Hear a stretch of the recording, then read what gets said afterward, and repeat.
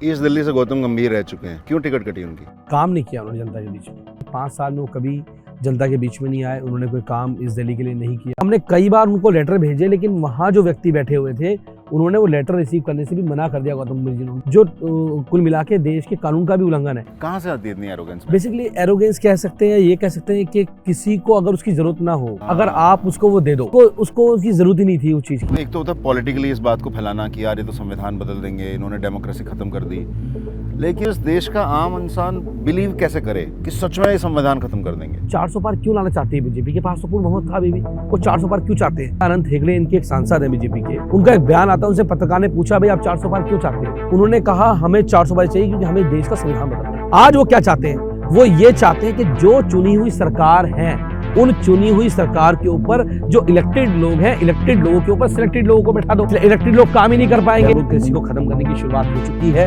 उसके तमाम उदाहरण देखने के लिए मिल रहे हैं कि चुनाव जब शुरू हो जाता है तो चुनाव से पहले किस प्रकार से जीती हुई पार्टियों के एमएलएस को तोड़ के लेके आना, पैसे का धनबल का उपयोग करना। कोर्ट को समझना चाहिए कि आज किस प्रकार से विपक्ष के लोगों के ऊपर कार्रवाई करने के लिए ईडी केस बना रही है। केस बनाने के एवज में या तो पैसा वसूल रही है या भारतीय जनता पार्टी में ज्वाइन करा रही है। भाजपा ही कहती है कि विपक्ष का सारा रोना जो है अपने आप को बचाने के लिए। जब आपकी कांग्रेस से बात होती है या आपको इंडिया गठबंधन की जितनी बैठकें हुई, उसमें क्या सच में दिल में ये पीड़ा है कि लोकतंत्र खत्म हो रहा है या सिर्फ अपनी कुर्सी बचाने की सारी कवायद है? कुर्सी तो जनता बचाती है। जो भ्रष्टाचार का पूरा खेल ये बताते हैं कि भ्रष्टाचारी हैं, ये कुर्सी बचाना चाहते हैं, ये तो सरकार बचाना चाहते हैं, ऐसा है नहीं। क्यों नहीं है उसका मैं उदाहरण देता हूँ। इलेक्टोरल बॉन्ड कितना भी कोशिश कर लो मीडिया से गायब करने की, लेकिन लोगों तक पहुंच गया मैसेज। विपक्ष के नेताओं की गिरफ्तारी, कांग्रेस के सारे अकाउंट्स को सीज करना, आम आदमी पार्टी के मुखिया को गिरफ्तार करना, ये सब जनता देख रही है। क्या है जो भारतीय जनता पार्टी को फिर भी इतना कॉन्फिडेंस है कि उन्हें कोई फर्क नहीं पड़ता? आपको क्या लगता है रीजन क्या है? ये सारे हथकंडे तब अपनाए जाते हैं जब व्यक्ति को लग रहा होता है कि मैं चुनाव हार रहा हूं। आप सोचिए, जिस व्यक्ति को ये पता हो कि मैं 400 पार जा रहा हूं, क्या वो दूसरी पार्टी के भ्रष्ट लोगों को अपनी पार्टी में शामिल कराएगा? कभी नहीं कराएगा। अगर दूसरी पार्टी के लोगों को तोड़ के लेके आ रहा है तो 400 पार तो हो नहीं रही है।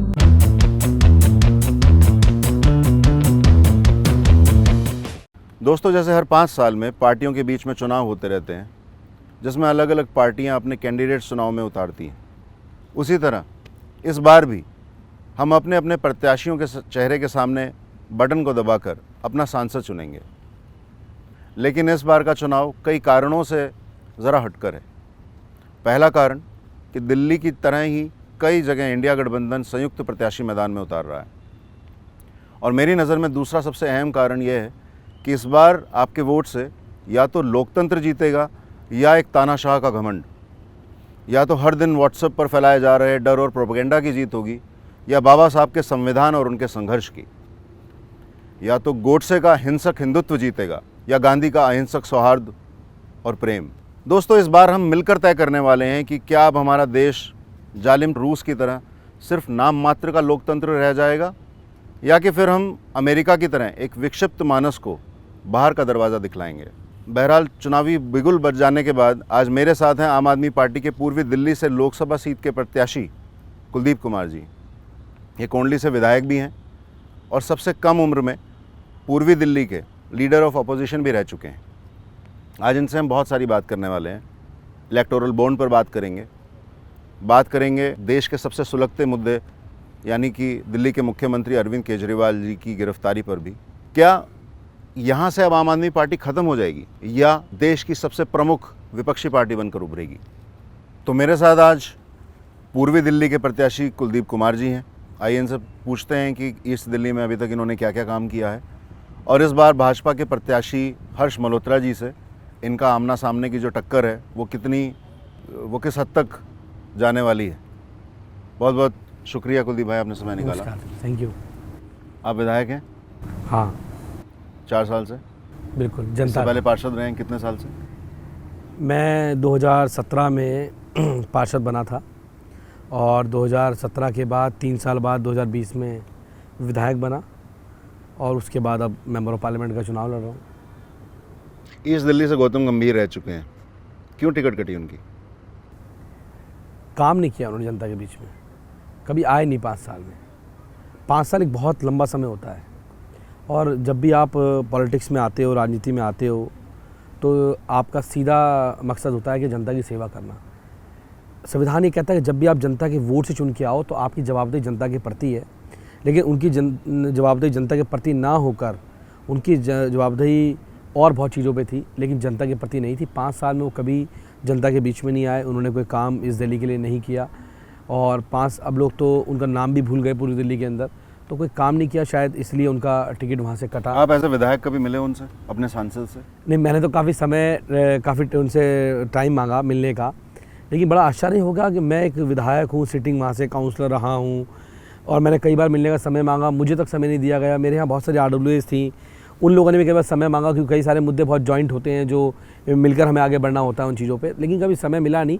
और तो और मुझे आश्चर्य तब हुआ कि होता क्या है कि किसी भी MLA का ऑफिस हो, किसी काउंसलर का हो, किसी MP का हो, चाहे किसी अधिकारी का भी हो, अगर मैं वहाँ कोई कंप्लेंट देने जाता हूँ तो मेरी कंप्लेंट रिसीव की जाएगी। तो हमने कई बार उनको लेटर भेजे, लेकिन वहाँ जो व्यक्ति बैठे हुए थे उन्होंने वो लेटर रिसीव करने से भी मना कर दिया। गौतम जी ने उनको हमारे लेटर तक भी रिसीव नहीं किए, जो कुल मिला के देश के कानून का भी उल्लंघन है। मतलब तो बहुत डेली प्रोसीजर है, मतलब आप राष्ट्रपति तक को चिट्ठी लिखो तो वहाँ पे स्वीकार जरूर होती है। मतलब प्रधानमंत्री को जवाब ना आए, लेकिन रिसीविंग तो होती है। लेकिन इस केस में ऐसा हुआ कि वो रिसीविंग भी नहीं हुई, तो जनता से भी नहीं मिल पाए, हमसे भी नहीं मिल पाए, और कभी मुलाकात हो नहीं पाई आज तक। कहाँ से आती है इतनी एरोगेंस? मतलब आप भी विधायक रहे हो इतने समय, सब 4 साल हो गए आपको क्या लगता है एरोगेंस क्यों आती है? ये किसी व्यक्ति विशेष की बात नहीं कर रहा। बेसिकली एरोगेंस कह सकते हैं, ये कह सकते हैं कि किसी को अगर उसकी ज़रूरत ना हो, अगर आप उसको वो दे दो, उसको भूख ही नहीं उस चीज़ की, उसको उसकी ज़रूरत ही नहीं थी उस चीज़ की। मैं उन पर कोई कटाक्ष नहीं कर रहा, लेकिन बेसिकली उनको ज़रूरत नहीं थी उसकी, लेकिन उनको दिया। अब जनता को ये सोचना चाहिए कि हमें उन लोगों को ही लेके आना चाहिए अपने बीच में, जो हमारे बीच के हों, हमारी समस्या को जानते हो, उसका समाधान जानते हो, हमारे सुख में दुख में हमारे साथ खड़े हो सकें। ऐसे लोगों को लेके ना आ जाएं जिनको आपके वोट की अहमियत ही ना पता हो, जिनको यही ना पता हो कि ये इस गांव के प्रमुख आदमी कौन है, इस RW के प्रमुख प्रेसिडेंट कौन है, इस पॉकेट में कौन मेन लोग रहते हैं, यहाँ के लोगों की समस्याएं क्या हैं, उनका समाधान क्या है। तो लोगों को ये पता नहीं होता। तो मुझे लगता है कि सबसे बड़ी गलती तो जनता को ये सोच के वोट करना चाहिए कि वोट कर किसको रही है। तो पिछली बार उन्होंने अपना डुप्लीकेट उतारा था प्रचार में भी तो हर्ष मल्होत्रा जी भी अपना डुप्लीकेट उतारने वाले हैं, खुद कम से कम चुनाव में उतरेंगे? देखिए, भाजपा के पास बेसिकली कोई एजेंडा नहीं होता है, उनके पास कोई उपलब्धि नहीं होती है, उनके पास कोई उनके रिपोर्ट कार्ड नहीं होता है। जैसे मैं जनता के बीच में जाता हूँ तो मेरे पास रिपोर्ट कार्ड है अपने 4 साल के काम का, 3 साल काउंसिल का मेरे रिपोर्ट कार्ड है। मैं उस रिपोर्ट कार्ड को जनता के बीच में लेके जाता हूँ, मैं उनको जाके बताता हूँ कि भाई मैंने आपके बीच में काम किया, आपको अच्छा लगे तो मुझे वोट देना, ना अच्छा लगे तो मत देना। उनके पास कोई उनका एजेंडा ही नहीं होता। आप कभी भी उनके स्पीच भी सुनोगे तो वो उनका एजेंडा ही अलग है, वो अलग एजेंडे पे काम कर रहे हैं। 370 पार एजेंडा नहीं है तो क्या है? नहीं, देखिए, मुझे अगर वो उनका एजेंडा है तो बेसिकली उनका एजेंडा 400 पार का है। वो कहते हैं 400 पार, NDA का 400 पार का एजेंडा है। तो मुझे भी बड़ी, जब मैंने सुना ये 400 पार, तो मुझे बड़ी सोचा, मैंने यार 400 पार क्यों लाना चाहती है बीजेपी? के पास तो पूर्ण बहुमत था अभी भी, वो 400 पार क्यों चाहते हैं? तो तुरंत ही एक बयान आता है, अनंत हेगड़े इनके एक सांसद हैं बीजेपी के, उनका एक बयान आता है, उनसे पत्रकार ने पूछा भाई आप 400 पार क्यों चाहते हो? उन्होंने कहा हमें 400 पार चाहिए क्योंकि हमें देश का संविधान बदलना है। संविधान बदलना है? हाँ, उसके लिए 2/3 से ज़्यादा मेजोरिटी चाहिए, इसलिए उनको मेजोरिटी चाहिए। अब मैं ये कहना चाहता हूँ, जो भी लोग इस देश के कॉन्स्टिट्यूशन से प्यार करते हैं, जो ये देश का संविधान, बाबा साहब अम्बेडकर ने जो कॉन्स्टिट्यूशन लिखा है, वो इस देश के लोगों की आत्मा है। अगर आप आत्मा को ख़त्म कर दोगे तो लोगों का जीवन ख़त्म हो जाएगा। तो मेन उद्देश्य जो उनका है, उनका संविधान बदलने का उद्देश्य है। हमारा उद्देश्य बाबा साहब के संविधान को पूर्ण रूप से इम्प्लीमेंट कराने का है कि उस संविधान में जो जो कहा गया है, अगर राइट टू एजुकेशन कहा गया है तो हर बच्चे को, चाहे वो गरीब का बच्चा हो चाहे वो अमीर का बच्चा हो, सबको बराबर की एजुकेशन मिलनी चाहिए। ये बाबा साहब का संविधान कहता है। राइट टू हेल्थ है, तो हर गरीब आदमी को, कोई आदमी उसके पास पैसे नहीं है, इस अभाव में उसकी डेथ हो जाए, उसके पिताजी दम तोड़ दें किसी बच्चे के क्योंकि उसके पास पैसा नहीं था, किसी का बच्चा दम तोड़ दे क्योंकि उनमें पैसा नहीं था, तो मुझे नहीं लगता कि हम किसी मानवीय जीवन में जी रहे हैं। तो right to education, right to health जो बाबा साहब अम्बेडकर का संविधान कहता है, हम उस संविधान को लागू कराना चाहते हैं। वो लोग 400 पार लाकर इस देश के संविधान को खत्म करना चाहते हैं। तो ये लड़ाई जो है 2024 का चुनाव है, ये एक तरफ देश के संविधान को खत्म करने वाले भारतीय जनता पार्टी के लोग हैं, उनके समर्थक लोग हैं, और एक तरफ वो लोग हैं जो इस देश के कॉन्स्टिट्यूशन को बचाना चाहते हैं, बाबा साहब अम्बेडकर के संविधान को बचाना चाहते हैं। एक बात और है, संविधान क्या कहता है? संविधान कहता है इस देश में हर व्यक्ति को समानता का अधिकार है, सबके लिए समान कानून है, सबके लिए समान नियम है, यहाँ महिला हो पुरुष हो सबके अधिकार बराबर हैं। इस देश में महिलाओं को बराबरी का अधिकार दिया गया है, उस संविधान के माध्यम से दिया गया। इस देश के पीछे छूट गए धारा में लोग दलित हों, पिछड़े हों, ओबीसी हों, अल्पसंख्यक हो, सबको बराबरी का अधिकार देने की बात वो संविधान करता है। तो क्या भारतीय जनता पार्टी इस देश के दबे कुचले लोगों से, दलितों से, पिछड़ों से, अल्पसंख्यकों से, उनसे, महिलाओं से उनका अधिकार छीनना चाहती है? क्या वो संविधान को खत्म करके क्या लागू करना चाहते हैं? वो लोग वो इस देश में क्या करना चाहते हैं? वो वापस इस देश के अंदर महिलाओं को गुलाम बनाना चाहते हैं, वो इस देश के दबे कुचले दलित पिछड़ों अल्पसंख्यकों को गुलाम बनाना चाहते हैं। लेकिन हम ये होने नहीं देंगे, क्योंकि हम बाबा साहब अम्बेडकर के संविधान की वजह से आज यहाँ इस देश में 50% की आबादी महिलाओं को बराबरी का अधिकार मिलने का काम हुआ है। इस देश के दलितों को, पिछड़ों को, पिछड़ी आबादी को बराबरी का अधिकार मिलने का काम हुआ है। आज गरीब बच्चों को एजुकेशन मिलने का काम हुआ है, उनको एजुकेशन का राइट टू एजुकेशन का अधिकार मिला हुआ है, राइट टू हेल्थ का अधिकार मिला हुआ है। वो इन अधिकारों को छीनना चाहते हैं, हम इन अधिकारों को बचाना चाहते हैं। और निश्चित रूप से बाबा साहब अम्बेडकर के संविधान को अगर ख़त्म करने की कोई सोचेगा भी, और हमें अगर उसके लिए अपनी जान भी देनी पड़ेगी, तो हम पीछे हटने वाले लोग नहीं हैं। बाबा साहब के संविधान पर एक आँच नहीं आने देंगे, हम ये दावे से कह सकते हैं। नहीं, पर आपको मतलब एक तो होता है पॉलिटिकली इस बात को फैलाना कि यार ये तो संविधान बदल देंगे, इन्होंने डेमोक्रेसी ख़त्म कर दी, लेकिन मतलब इस देश का आम इंसान बिलीव कैसे करे कि सच में ये संविधान ख़त्म कर देंगे? देखिए, लगातार भारतीय जनता पार्टी संविधान की समीक्षा की बात करती है। अभी मैंने आपको बयान कोट किया कि अनंत हेगड़े ने कहा कि हमें 400 बार संविधान बदलने के लिए चाहिए। भाजपा के बहुत बड़े बड़े नेता संविधान के ऊपर कटाक्ष कर चुके हैं। और डेमोक्रेसी की बात आती है तो आप उस डेमोक्रेसी को समझिए। आज डेमोक्रेसी क्या है? डेमोक्रेसी होती है कि जनता के वोट से चुनी हुई सरकार, जनता अपना वोट एक प्रतिनिधि को देती है, एक सरकार बनती है, वो सरकार जनता के प्रति जवाबदेही होती है। अगर आपको उनका काम अच्छा लगेगा तो आप उनको वोट दोगे, नहीं दोगे तो बदल दोगे। ये होती है डेमोक्रेसी। आज वो क्या चाहते हैं? वो ये चाहते हैं कि जो चुनी हुई सरकार हैं, उन चुनी हुई सरकार के ऊपर जो इलेक्टेड लोग हैं, इलेक्टेड लोगों के ऊपर सिलेक्टेड लोगों को बैठा दो। इसलिए इलेक्टेड लोग काम ही नहीं कर पाएंगे और सिलेक्टेड लोग उनके ऊपर बैठे होंगे। तो बिल्कुल जो वायसराय होते थे आज वो गवर्नर का रूप ले चुके हैं, और उनके पास इतनी शक्तियां इस सरकार ने दी हैं, वो इलेक्टेड के ऊपर सिलेक्टेड बैठाना चाहते हैं। ये देश कभी बर्दाश्त नहीं करेगा। आज जो मैं बात कर रहा हूँ, इस देश में शहीद आजम भगत सिंह, सुखदेव, राजगुरु, इस देश में उधम सिंह जैसे लोगों ने इस देश की आज़ादी की लड़ाई क्यों लड़ी? उन्होंने शहादत अपनी क्यों दी? वो फांसी के फंदे पर हंसते से क्यों चढ़ गए? इसलिए चढ़ गए क्योंकि उनको एक लोकतंत्र चाहिए था।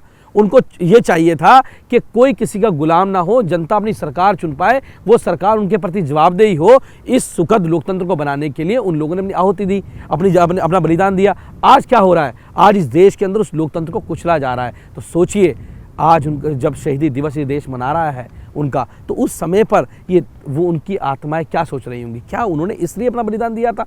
क्या उन्होंने इसलिए हंसते हंसते फांसी का फंदा चूमा था कि इस देश के डेमोक्रेसी को ख़त्म किया जाएगा? फिर अंग्रेजों में और सरकार में क्या फ़र्क रह गया? कोई फ़र्क नहीं रहा। और अभी तो शुरुआत हुई है। हम कहते हैं डेमोक्रेसी कहाँ ख़त्म हुई है? डेमोक्रेसी ख़त्म करने की शुरुआत हुई है। लेकिन अगर ये सरकार 2024 में रिपीट होती है तो डेमोक्रेसी को ख़त्म किया जाएगा और हम वापस उन्हीं जगह पे पहुंच जाएंगे जहां से हम उठ के आए थे। ये उस डेमोक्रेसी को ख़त्म करने की शुरुआत की गई है। और हमेशा अरविंद केजरीवाल जी कहते थे कि अगर इस देश के गृह मंत्री अमित शाह जी जैसे लोग होंगे तो आप सोच लीजिए इस देश की डेमोक्रेसी के क्या हालात होंगे। और डेमोक्रेसी को ख़त्म करने की शुरुआत हो चुकी है। उसके तमाम उदाहरण अब देखने के लिए मिल रहे हैं कि चुनाव जब शुरू हो जाता है तो चुनाव से पहले किस प्रकार से जीती हुई पार्टियों के एमएलएस को तोड़ के लेके आना, पैसे का धनबल का उपयोग करना, ये भी चुनाव क्यों बनाया गया है? जो चुनाव हम निष्पक्ष चुनाव की बात करते हो क्या है कि हर व्यक्ति को, चाहे गरीब है चाहे अमीर है, हर व्यक्ति को बराबरी से चुनाव लड़ने का अधिकार मिले। क्या इस देश में आज ऐसा हो रहा है? आज एक लाइन होती है कि सबको इस लाइन से दौड़ना है और सबको इस लाइन से आगे भागना, जो जीतेगा वो विजेता कहलाएगा। आज एक को उस लाइन पे पीछे खड़ा कर दिया, एक को आगे खड़ा कर दिया। जो भाजपा वाला आगे खड़ा है, एक पीछे खड़ा कर, दौड़ो, अब कौन जीतेगा? ये कैसी दौड़ हो रही है इस देश में? तो आज जो है वो इस डेमोक्रेसी को, इस लोकतंत्र को ख़त्म करने का प्रयास किया जा रहा है और भारतीय जनता पार्टी पूरी तरह से पे उतारू हुआ है आज की डेट में। तो इलेक्टोरल बॉन्ड के ऊपर बहुत हंगामा हुआ, बहुत बातचीत हुई और भाजपा ने कहा कि तो पैसा पहले 2 नंबर से आया करता था, कच्चा पैसा आया करता था, और अब तो सारा पैसा बैंक के थ्रू आ रहा है। तो इससे क्या ऑब्जेक्शन होना चाहिए? देखिए, मुझे तो लगता है कि खैर चंदा किसको कहाँ से मिल रहा है, किसी ने चंदा किसी को दिया, एक अलग विषय है। ये कोई विषय नहीं, चंदा हर पार्टी को मिलता है, पॉलिटिकल पार्टी को। लेकिन इसमें एक महत्वपूर्ण विषय क्या है? एक महत्वपूर्ण विषय ये है कि एक व्यक्ति के, एक बड़ी कंपनी के यहाँ रेड हो जाती है और जिस कंपनी के यहाँ रेड होती है, जाहिर सी बात है अगर रेड ईडी ने की है तो उन्हें गलत काम किया होगा, ईडी के पास कोई साक्ष्य होंगे तभी उसके यहाँ रेड हुई होगी। उसके यहाँ रेड हो जाती है और रेड होने के कुछ दिन बाद जब वो व्यक्ति भारतीय जनता पार्टी को चंदा दे देता है तो चंदा देने के बाद उसकी सारी कानूनी जो प्रक्रिया होती है वो बंद कर दी जाती है, सारी जांच रुक जाती है। ये गलत है। वो गलत है कि आप ऐसी कंपनियों से, बड़ी बड़ी कंपनियों से जो बड़े बड़े घोटाले इस देश के अंदर कर रही हैं, जहां ईडी लगातार रेड मारती है और रेड मारने के बाद चंदा दे देती है, आप किसी को धंधा देने की वजह चंदा ले लेते हो, किसी को धंधा दो, ये गलत है। यानी कि इसमें निष्पक्ष रूप से है कि कहीं ना कहीं इसमें बड़ा भ्रष्टाचार किया गया है। और अभी का एक ताज़ा मामला बता देता हूँ।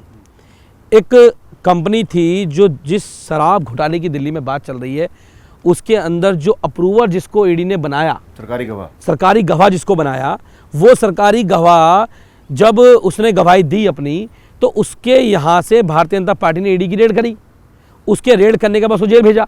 वहाँ से जेल भेजने के बाद 5 करोड़ का चंदा भारतीय जनता पार्टी ने रेड्डी से लिया। अरबिंदो फार्मा चंदा लिया उन्होंने 5 करोड़ रुपए का, और 5 करोड़ का चंदा लेते ही कोर्ट में होता है, उनकी बेल हो जाती है। बेल को ईडी बिल्कुल भी अपोज नहीं करती है, ईडी चुप खड़ी रहती है क्योंकि बड़े वाले मालिक के पास चंदा पहुंच चुका था और उनकी वहां से बेल हो जाती है। और बेल होने के कुछ दिनों बाद वही कंपनी अरबिंदो फार्मा 35 करोड़ रुपए का चंदा और भारतीय जनता पार्टी को रिलेक्टेड बोन से देती है, जिसके बाद अब वो सरकारी गवाह है। आप सोचिए उसकी गवाही पे कैसे विश्वास किया जाए। तो इसको कोर्ट नहीं समझता होगा? कोर्ट के सामने भी अभी साक्ष्य हैं। कोर्ट उनसे बुला के नहीं पूछेगा कि तुमसे पैसे मांगे गए या तुमने दिए। देखिए, मतलब कोर्ट तो न्याय के लिए है ना। देखिए, मुझे लगता है कि जब ये मामला वहाँ पहुँचेगा सुप्रीम कोर्ट तक, तो देखिए कोर्ट को इस पे समझना चाहिए। कोर्ट को समझना चाहिए कि आज किस प्रकार से विपक्ष के लोगों के ऊपर कार्रवाई करने के लिए ईडी केस बना रही है। केस बनाने की एवज में मोटा पैसा वसूल रही है, या तो पैसा वसूल रही है या भारतीय जनता पार्टी में ज्वाइन करा रही है। या तो आप ज्वाइन हो जाओ या आप जेल चले जाओ, आपके पास 2 ही रास्ते होते हैं। तो कोर्ट को ये समझना चाहिए, क्योंकि ये जो पीएमएलए कानून है ये अपने आप में इतना पेचीदा कर दिया है पीएमएलए कानून। मैं तो अपनी जब स्पीच में बोलता हूँ लोगों जाके कि भाई आपके बेटे को किसी को थाने से बुलाया, थाने में बुलाया कि भाई थाने आ जाओ, क्या हुआ है जी? मर्डर हुआ है। कहाँ पे हुआ है जी? यहाँ पे हुआ। आपको क्यों बुलाया गया? कि जी उसने बताया मर्डर आपने किया है। साक्ष्य कुछ नहीं है, ना उसका ये पता मर्डर कहाँ पे हुआ है, ना सीसीटीवी की कोई फुटेज है, ना किसी का कोई वो है। उसके बाद उसको बुला के बैठा लेते हैं। अब उसके ऊपर उसको अब कहते हैं जी आप बताओ आपने नहीं करा। हम तो नहीं बता, हम पे तो कोई सबूत है नहीं, आप बता दो आपने मर्डर किया है नहीं किया है, आप बता दो। अब वो व्यक्ति बेचारा वहाँ सड़ रहा है क्योंकि वो ये साबित नहीं, अब उसको साबित करना है कि मैंने मर्डर नहीं किया। अब ये सबूत उसको जुटाने, ये कौन सी न्याय प्रक्रिया है भाई? हमेशा तो ये होता है कि पुलिस आपको बुलाएगी, आपकी वीडियो दिखाएगी, आपके एविडेंस दिखाएगी, आपको बताएगी कि आप यहाँ मौजूद थे, आपने मर्डर किया, चाकू ये वाला था, इस चाकू से आपने मर्डर किया था, सब कुछ पकड़ा जाएगा। अगर चाकू भी कोर्ट में बरामद नहीं कर पाता तो उसको भी साक्ष्य नहीं माना जाता। उसके बाद तो आज इस देश में ये प्रक्रिया की जा रही है कि आपको साबित करना है आपने मर्डर किया है नहीं किया है। तो ये जो पीएमएलए कानून है ये बहुत पेचीदा कानून है और उसको अमेंडमेंट करके भारतीय जनता पार्टी ने 2017 में ये अमेंडमेंट किया। पहले एक कानून होता था कि आपको बाहर के जो आतंकवादी हैं, टेरर फंडिंग है, उनको रोकना है, लेकिन आज तो अपने देश के नागरिकों पर, अपने देश के उन लोगों पर जो चुनाव जीत कर आए हुए हैं, जो इलेक्टेड लीडर्स हैं, जो एक बड़ी पार्टी के लीडर्स हैं, उनके ऊपर थोपा जा रहा है, उनको जेल में डालने की, ताकि भारतीय जनता पार्टी अकेले चुनाव लड़ सके। अब लड़ाई चल रही है कि हमें अकेले चुनाव लड़ना है, हमें अकेले चुनाव जीतना है, और जीतने का तरीका क्या है कि सामने कोई लड़े ही ना। ये काहे का चुनाव हो गया भाई? ये किस बात का निष्पक्ष चुनाव है? तो इस पर चुनाव आयोग को संज्ञान भी लेना चाहिए और कोर्ट को भी संज्ञान लेना चाहिए कि जिस प्रकार से आज इस देश की डेमोक्रेसी का मजाक बनाया जा रहा है, आज इलेक्शन कमीशन का मजाक बनाया जा रहा है, वो इस देश के आने वाले समय के लिए बहुत खतरनाक है। कुलदीप भाई, आप बात कर रहे हो कि चुनाव आयोग की, जिस चुनाव आयोग की आप बात कर रहे हो, जिससे पूरा देश उम्मीद लगा के बैठा है, आपको याद दिलाने के लिए बता रहा हूँ कि कुछ समय पहले ये प्रावधान बनाया गया था कि चीफ जस्टिस ऑफ इंडिया भी उस चुनाव आयोग के आयुक्त को नियुक्त करने के लिए कमेटी का हिस्सा रहे, जिसको हमारे माननीय प्रधानमंत्री जी ने दरकिनार करते हुए अपने एक नामित यानी नॉमिनेटेड मिनिस्टर को उसका पार्ट बनाया, जो कि अमित शाह जी हैं आज की कमेटी में, और साथ में उसमें एक विपक्ष के चीफ रहते हैं जिनका नाम अधीर रंजन चौधरी जी है। बाद में उन्होंने आके पीसी की कि इसमें मैंने अपना पॉइंट रखा कि यहाँ पर इस तरह से आयुक्त तो आप नहीं नियुक्त कर सकते। उन्होंने अपने जो पॉइंट ऑफ कंटेंशन जो भी थे उन्होंने रेज किए, लेकिन वो फाइनली वही आयुक्त बने। और दूसरी बात, पश्चिम बंगाल में चुनाव आयोग जाता है, दौरा करता है, शायद उसको कोई ऐसी गड़बड़ियाँ दिखी, जिसको कि पुराने चुनाव आयोग गोयल साहब उसको रेस करना चाहते थे, उन्होंने वहाँ से आते ही हेल्थ का हवाला देते हुए रिज़ाइन दे दिया कि मैं अगला चुनाव आयुक्त नहीं रहना चाहता हूँ। तो कहीं ना कहीं कुछ ना कुछ तो दाल में काला है कि नहीं? देखिए, इस लोकतंत्र में जितने भी फैसले होते हैं वो बहुमत के आधार पे होते हैं।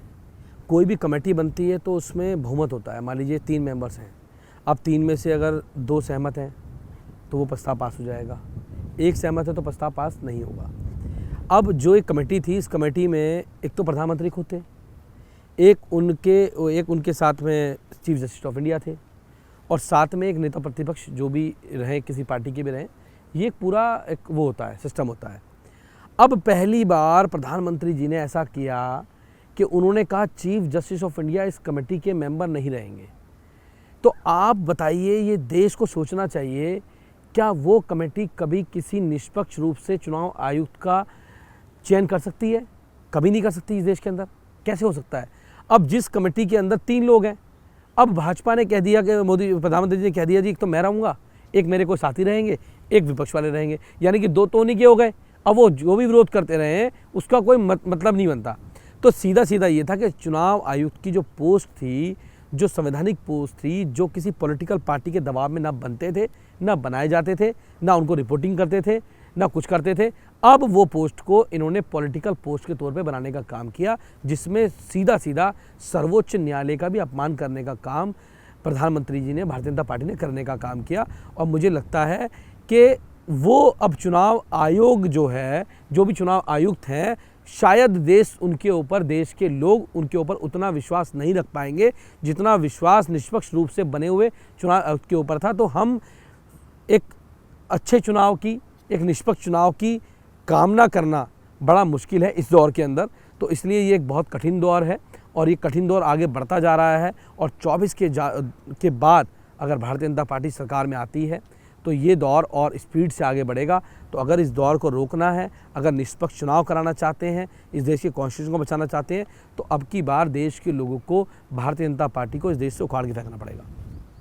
लेकिन भाजपा ही कहती है कि विपक्ष का सारा रोना जो है अपने आप को बचाने के लिए है। उनके जिस पार्टी के पीछे ईडी चली जाती है, जांच बैठने लगती है, घबराहट में सब इकट्ठे होने लगते हैं। तो ओवरऑल जो सेंस है, जब आपकी कांग्रेस से बात होती है या आपको इंडिया गठबंधन की जितनी बैठकें हुई, उसमें क्या सच में दिल में ये पीड़ा है कि लोकतंत्र ख़त्म हो रहा है, या सिर्फ अपनी कुर्सी बचाने की सारी कवायद है? देखिए, कुर्सी तो जनता बचाती है, कुर्सी जो है वो जनता बचाती है इस लोकतंत्र में। और कुर्सी जब आपको जनता वोट करती है, जनता आपको बनाती है, तो कुर्सी से हटाने का मतलब कोई बनता नहीं है। इसमें मेन विषय क्या है, जो भ्रष्टाचार का पूरा खेल ये बताते हैं जी भ्रष्टाचारी हैं, ये कुर्सी बचाना चाहते हैं, ये तो सरकार बचाना चाहते हैं। ऐसा है नहीं। क्यों नहीं है उसका मैं उदाहरण देता हूँ आपको। जैसे मुझे याद है प्रधानमंत्री जी की वो स्पीच, जब उन्होंने ये कहा कि अजीत पवार एनसीपी जो हैं ये बहुत बड़े घोटालेबाज हैं, एक फिगर भी उन्होंने दी थी, 70,000 करोड़ के घोटालेबाज। नेचुरली करप्ट पार्टी कहा था, नेचुरली करप्ट पार्टी है। प्रधानमंत्री जी का ये बयान जिस दिन आता है, उसके 2 दिन बाद भारतीय जनता पार्टी में वो शामिल हो जाते हैं। तो मैं कैसे मान लूँ कि देश के प्रधानमंत्री भ्रष्टाचार के खिलाफ हैं? मैं क्यों ना मानूँ कि वो केवल अपनी दूसरी पार्टी के लोगों को अपनी पार्टी में शामिल कराना चाहते हैं? और देखिए, उसके बाद नारायण राणे, उनके बारे में भाजपा क्या बोलती थी, प्रधानमंत्री जी क्या बोलते थे, आज वो भाजपा में शामिल हो गए। उसके बाद हसन मुश्रीफ, जिनके ऊपर चीनी मिल के घोटाले की ईडी रेड कर रही थी, दबा के उनके वहाँ रेड पड़ रही थी, आज वो भाजपा में आ गए तो रेड भी बंद हो गई। उसके बाद अशोक चव्हाण को आप देख लीजिए, लगातार ईडी उनके ऊपर रेड कर रही थी, आज उनकी फाइल भी ईडी खो चुकी है, आज वो चार्जशीट भी ईडी खो चुकी है, आज उनकी नोटिस भी ईडी एक केस में कहा ना कि हमारे पास फाइल नहीं है, गुम हो गई। हाँ, वही केस था वो, कि उन्होंने कहा कि भाई हमारे पास इसकी फाइल ही गुम हो गई है। ऐसा कैसे हो सकता है? ईडी इस देश की सबसे बड़ी एजेंसी जो बड़े बड़े नेताओं को जेल में डाल रही है, वो किसी व्यक्ति की भाजपा में ज्वाइन होते ही उसकी फाइल ही खो दे, ये कैसे हो सकता है? तो ये आज की डेट में ईडी का पूरा दुरुपयोग जो किया जा रहा है, वो केवल विपक्ष की सरकारों को तोड़ने के लिए किया जा रहा है, विपक्ष के नेताओं को तोड़ने के लिए किया जा रहा है। जो भाजपा में शामिल हो जाएगा, आपके पास 2 ऑप्शन है इस देश में आज की डेट में, या तो आप जेल में जाओ या फिर आप भाजपा में जाओ। तीसरा ऑप्शन आपके पास नहीं है, या तो आपको जेल जाना पड़ेगा या आपको भाजपा में जाना पड़ेगा। तो आज के इस दौर में भी ऐसे लोग हैं जो भाजपा में जाना पसंद नहीं करते, जेल जाना पसंद करते हैं, उनमें मनीष सिसोदिया जी का नाम है, उसमें सत्येंद्र जैन साहब का नाम है, उसमें संजय सिंह जी का नाम है, उसमें अरविंद केजरीवाल जी का नाम है, उसमें हेमंत सोरेन का नाम है। ऐसे तमाम लोग जिन्होंने भाजपा में जाना पसंद नहीं किया, जेल जाना पसंद किया। और जब इस देश का इतिहास लिखा जाएगा तो लिखा जाएगा कि इस देश में एक तानाशाह था जो अपनी तानाशाही के सत्ता के नशे में इतना चूर था कि वो देश भर के नेताओं को उठा के विपक्ष के जेल में डालने का काम कर रहा था, उनको भाजपा में शामिल कराना चाहता था। लेकिन ये नेता थे जो उस समय भी अड़े रहे, डटे रहे, जेल गए लेकिन भाजपा में नहीं गए। तो ये देश याद रखेगा। और एक तो ईडी का बड़ा अच्छा बताता हूँ मैं आपको, तमिलनाडु के अंदर 2 किसान भाई थे, दोनों दलित परिवार के थे। उनके भाजपा के किसी नेता के साथ कहासुनी हो गई, किसी प्रॉपर्टी के विवाद को लेके, कुछ छोटी सी प्रॉपर्टी के विवाद को लेके। उनके खाते में 450 रुपये थे। उनको ईडी ने नोटिस किया और दिल्ली बुलाया। आप सोचिए, ईडी के बाद इतना काम आ गया कि वो दलित समाज के 2 किसान जिनके खाते में 450 रुपये हैं, ईडी उनकी जांच करने चली गई। तो ईडी आज केवल और केवल भारतीय जनता पार्टी की कठपुतली बन के रह गई है। और भारतीय जनता पार्टी का काम और मोदी जी का काम केवल विपक्ष की पार्टियों को तोड़ना और अपनी पार्टी में शामिल कराना। देश ने पूरा देखा है भाई, रातों रात यहाँ मुख्यमंत्री बदल दिए जाते हैं, रातों रात क्या यहाँ से क्या हो जाता है। और इसमें एक चंडीगढ़ का मामला भी है। चंडीगढ़ में मेरे को तो याद है वो वाकया कि मैं टीवी डिबेट में गौरव भाटिया जी इनके प्रवक्ता हैं, उनके साथ बैठा हुआ था। तो मैंने उनसे कहा, ऐसी बात चल रही थी, एंकर ने पूछा कि चंडीगढ़ में किसका मेयर बनेगा। तो हमने कहा इंडिया अलायंस हो गया तो इंडिया का मेयर बनेगा, हमारे पास 20 वोट थे। गौरव भाटिया ने इतने कॉन्फिडेंस के साथ कहा कि नहीं, यशस्वी प्रधानमंत्री मोदी जी के नेतृत्व में चंडीगढ़ का मेयर बनने जा रहा है और इंडिया गठबंधन को वो सबक सिखाया जाएगा। अच्छा, मुझे लगा सब पॉलिटिकल लाइन बोल रहे होंगे। 2 दिन बाद जब मैंने देखा तो मुझे पता लगा कि चंडीगढ़ में भारतीय जनता पार्टी का मेयर बन गया। मैं बड़ा हैरत में आ गया, ऐसा कैसे हुआ। उन्होंने बताया कि 8 वोट जो इंडिया अलायंस के जो वो थे काउंसलर थे, उन्होंने गलत वोट डाल दिए। मुझे बड़ा आश्चर्य हुआ, यार इस देश के अंदर जो काउंसलर है 8 के 8 वोट करके डाल देंगे, वो भी एक ही अलायंस के। भाजपा किसी को सबको वोट डालने आते थे क्या। लेकिन जब वो अनिल मसीह जैसे लोग पकड़े गए, उस कैमरे में कैद हुए, जिस कैमरे को भारतीय जनता पार्टी हटाना चाहती थी वहाँ से, और जब उसका रिकॉर्ड निकल के आया तो वहाँ समझ में आया उस समय पर कि कैसे वोटों की चोरी की गई। और अनिल मसीह ने जो एक पैन चलाया, इस देश के लोकतंत्र के ऊपर चाकू मारने का काम अनिल मसीह ने किया। 8 के 8 बार उन्होंने इस देश के संविधान के ऊपर, बाबा साहब अम्बेडकर के कॉन्स्टिट्यूशन के अंदर इस देश के लोकतंत्र के ऊपर प्रहार करने का काम किया। और उसके बाद सुप्रीम कोर्ट को उन अनपढ़ भाजपाइयों को बताना पड़ा कि 16 नंबर वाला इस देश में बड़ा नहीं होता, 20 नंबर वाला बड़ा होता है, जो दूसरी क्लास के बच्चे को पता होता है। और बाद में जीत इंडिया अलायंस की हुई और बाद में कुलदीप कुमार जो सफाई कर्मचारी थे, उनको चंडीगढ़ के मेयर बने। तो ये लोकतंत्र की जीत थी। तो भारतीय जनता पार्टी किसी भी कीमत पे, केवल उनका काम है इस देश की सत्ता में काबिज रहना, और उसके लिए उन्हें दंगे कराने पड़े, फसाद कराने पड़े, वोटों की चोरी करनी पड़े, ईवीएम में चोरी करनी पड़े, जो भी करना पड़े वो उसके लिए तैयार बैठे रहते हैं। लेकिन अब की बार मुकाबला बहुत टफ है। अब की बार भारतीय जनता पार्टी का मुकाबला इंडिया अलायंस से है, तो हम छोड़ने वाले नहीं हैं। हम ईवीएम की रखवाली भी करेंगे, हम वोटों की रखवाली भी करेंगे, और हमारी पूरी कोशिश है कि भारतीय जनता पार्टी को चोरी नहीं करने देंगे, देश सामने एक्सपोज करने का काम करेंगे। एक बात बताओ, हमने बात शुरू करी मेयर की चुनाव की, चंडीगढ़ के मेयर चुनाव के, जो भी रहा पूरे देश ने देखा, पूरा नंगा नाच मचाया बीजेपी ने, देखा। इलेक्टोरल बॉन्ड कितना भी कोशिश कर लो मीडिया से गायब करने की, लेकिन लोगों तक पहुंच गया मैसेज। विपक्ष के नेताओं की गिरफ्तारी, कांग्रेस के सारे अकाउंट्स को सीज करना, आम आदमी पार्टी के मुखिया को गिरफ्तार करना, ये सब जनता देख रही है। क्या है जो भारतीय जनता पार्टी को फिर भी इतना कॉन्फिडेंस है कि उन्हें कोई फर्क नहीं पड़ता कि कुछ भी कैसे भी चुनाव आयोग का चयन करें, आयुक्त का चयन करें, कैसे भी चुनाव लड़ें, किसी भी पार्टी के नेता को अपने साथ लाके मर्ज करें, अब उन्हें किसी बात से कोई फर्क नहीं पड़ता। टोटली वो ओवर कॉन्फिडेंट है। आपको क्या लगता है रीज़न क्या है? लोगों का परसेप्शन तो सबको डर लगता है, हर नेता को ये होता है कि मेरा परसेप्शन खराब हो गया तो सब खत्म हो जाएगा। मुझे कैसा लगता है कि होता क्या है राजनीति में कि जब भी किसी व्यक्ति को लगता है ना मैं चुनाव जीतना जा रहा हूँ, तो 2 बातें होती हैं। जब वो चुनाव जीतने जा रहा होता है तो वो ये सोचता है यार मैं ना किसी कंट्रोवर्सी में फंसना नहीं चाहता, कोई कंट्रोवर्सी हो, मैं किसी ऐसे आदमी को ज्वाइन कराऊँ अपनी पार्टी में जिसमें मेरे ऊपर ब्लेम लग जाएँ, जिस पे लोग मुझे ट्रोल कर जाएं, ऐसे व्यक्ति को मैं ज्वाइन कराऊं, ऐसी पार्टी को मैं तोड़ूं जिसमें मुझे मेरे पे आरोप लगें कि मैं संविधान की हत्या कर रहा हूं, मैं लोकतंत्र को वो कर रहा हूं। तो जब मैं जीत रहा होता हूँ, कोई भी व्यक्ति जब जीत रहा होता है चुनाव को, तो मुझे लगता है कि कभी भी वो इस तरह की कंट्रोवर्सी में नहीं फंसता कि मैं इसको जेल में डाल दूँ, मैं इसको जेल में डाल दूँ, मैं इसको जेल में डाल दूँ। वो कभी नहीं फंसेगा। ये सारे हथकंडे तब अपनाए जाते हैं जब व्यक्ति को लग रहा होता है कि मैं चुनाव हार रहा हूँ। तो आज भारतीय जनता पार्टी को और मोदी जी को, चाहे वो नारा 400 पार का दें या 800 पार का दें, नारा देने में कोई दिक्कत नहीं है। वो कितने का नारा भी दे सकते हैं, क्योंकि कहने में कोई पैसे खर्च नहीं होते, मुझे बोलने में कोई कंट्रोल नहीं है, किसी पे भी कोई बोल सकता है। अब उन्होंने कहा जी 400 पार होंगे। आप सोचिए, जिस व्यक्ति को ये पता हो कि मैं 400 पार जा रहा हूँ, क्या वो दूसरी पार्टी के भ्रष्ट लोगों को अपनी पार्टी में शामिल कराएगा? कभी नहीं कराएगा। अगर उसको लग रहा है, उसको अपने संगठन में भरोसा होगा, उसे लगता होगा मैं 400 पार कर जाऊंगा। लेकिन अगर वो तब भी उस स्थिति में अगर दूसरी पार्टी के लोगों को तोड़ के लेके आ रहा है और भारतीय जनता पार्टी को, पूरा कांग्रेस के सारे लोगों को तोड़ के भारतीय जनता पार्टी को कांग्रेस विलय करने का काम कर दिया एक तरह से, तो 400 पार तो हो नहीं रही है। 400 पार छोड़ो, कितनी हो रही है पार? 200 पार भी नहीं हो रही।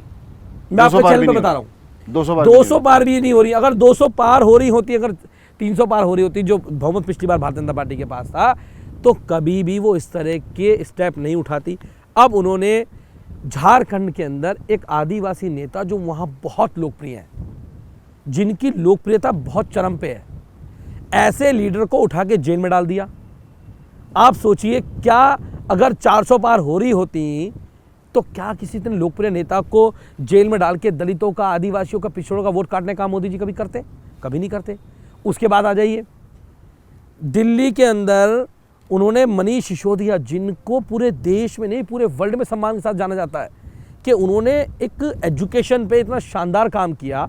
उन्होंने एक गरीब रिक्शे वाला, ऑटो वाला, सफाई कर्मचारी, किराएदार गरीब के बच्चे को इतनी शानदार एजुकेशन देने का काम किया, शानदार स्कूल खड़े कर दिए। आज सरकारी स्कूलों में हम जाते हैं तो जब वहाँ एनुअल डे के फंक्शन में स्कूल की उपलब्धियाँ 1 साल की बताते हैं, तो साथ साथ ये भी बताते हैं कि 15 बच्चों ने नीट का एग्ज़ाम क्वालिफाई कर लिया, 20 बच्चों ने जेई का एग्ज़ाम क्वालिफाई कर लिया, मेन एग्ज़ाम क्वालिफाई कर लिया। अब वो डॉक्टर बनेंगे, वो इंजीनियर बनेंगे, आईआईटी में एडमिशन लेंगे, नीट का एग्ज़ाम क्वालिफाई करके डॉक्टर बनेंगे। तो ऐसे उस गरीब का बच्चा जो रिक्शा चलाता था, ऑटो चलाता था, सफाई करता था, उन बच्चों को अगर वो सपना देने का काम मनीष सिसोदिया ने किया, और ऐसे व्यक्ति को जिनकी लोकप्रियता बहुत बड़े लेवल पे थी, उनको मोदी जी ने जेल में डाल दिया। आज 1 साल से ऊपर हो गया। उसके बाद अभी रिसेंटली ले लीजिए अरविंद केजरीवाल, जिनको सब लोग जानते हैं कि देश भर में उनकी लोकप्रियता क्या है।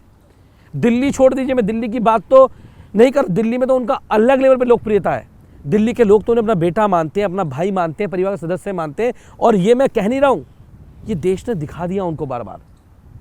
और उसके बावजूद एक ऐसे लीडर को, जो एक मास लीडर है, जिनके पीछे एक बड़ा तबका उनको सपोर्ट करता है, एक बड़ी पॉपुलेशन उनको सपोर्ट करती है, ऐसे लीडर को उन्होंने अरेस्ट करके झूठे केस में झूठे आरोप लगा के जेल में डाल दिया।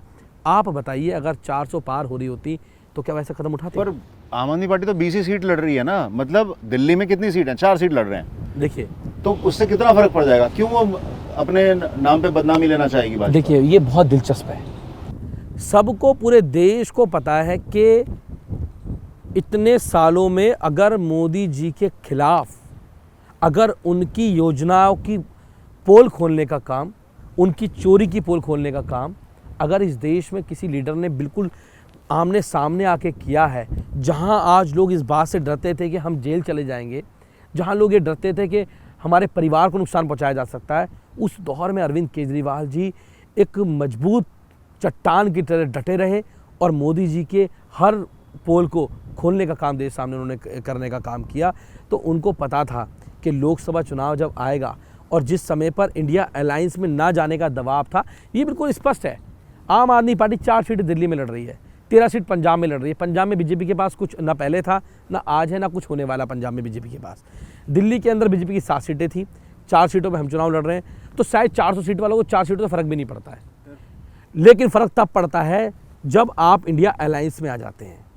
और इंडिया अलायंस में जब विपक्ष का एक बड़ा अलायंस बन के खड़ा होता है, और जब आप एक ब्रॉड लेवल पे देखोगे और अरविंद केजरीवाल एक मास लीडर के तौर पे देश भर में रैलियां करेंगे, और मोदी जी की जो उनकी योजनाएं हैं, जो झूठी योजनाएं हैं, उनकी पोल खोलेंगे, जो उन्होंने किए हैं उनके जो किस भ्रष्टाचार को खोलने का काम करेंगे, उनके झूठ को खोलने का काम करेंगे, तो निश्चित रूप से उससे बहुत बड़ा डेंट भारतीय जनता पार्टी को लगना था। और उनको पता था अगर अरविंद केजरीवाल बाहर रहेंगे और रैलियां करेंगे तो उसका नुकसान भारतीय जनता पार्टी को झेलना पड़ेगा। इसलिए उन्होंने उन्हें जेल में डाल के ये तो कोशिश की कि अरविंद केजरीवाल उन सीटों पे उनको फ़ायदा, क्योंकि देखिए, लेकिन उनको लगता हो कि अरविंद केजरीवाल प्रचार नहीं कर पाएंगे आदेश, मतलब इंडिया अलायंस के लिए प्रचार नहीं, इंडिया अलायंस के लिए प्रचार नहीं कर पाएंगे, देश भर में जगह जगह रैलियां नहीं कर पाएंगे, एक बड़े प्लेटफॉर्म पे खड़े नहीं हो पाएंगे। जब विपक्षी नेता सारे मिलकर खड़े होंगे, उनमें एक बड़ा नाम अरविंद केजरीवाल जो विपक्ष के बड़े लीडर हैं, जिनकी पॉपुलैरिटी बहुत ऊपर है, वो वहाँ खड़े नहीं हो पाएंगे।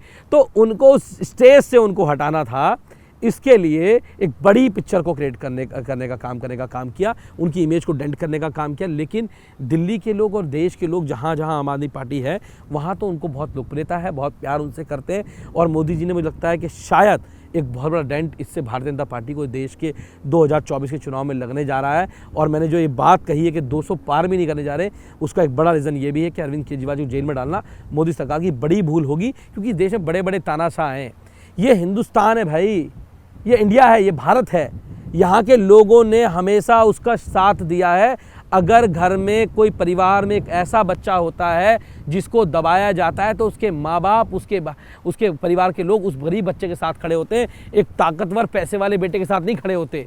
तो अरविंद केजरीवाल जी को आज दबाया जा रहा है, उनको झुकाया जा रहा है, लेकिन उनका बेटा चट्टान की तरह खड़ा है, तो देश के लोग अरविंद के साथ खड़े होंगे और इसका नुकसान मोदी जी को झेलना पड़ेगा। यदि इतनी लोकप्रियता है आम आदमी पार्टी की, अरविंद जी की इतनी लोकप्रियता है ना, तो पहले चुनाव में 2014 के चुनाव में लगभग 400 सीटें चुनाव में लड़ी थी आम आदमी पार्टी ने, लगभग 400 सीटों के आसपास चुनाव लड़ा था।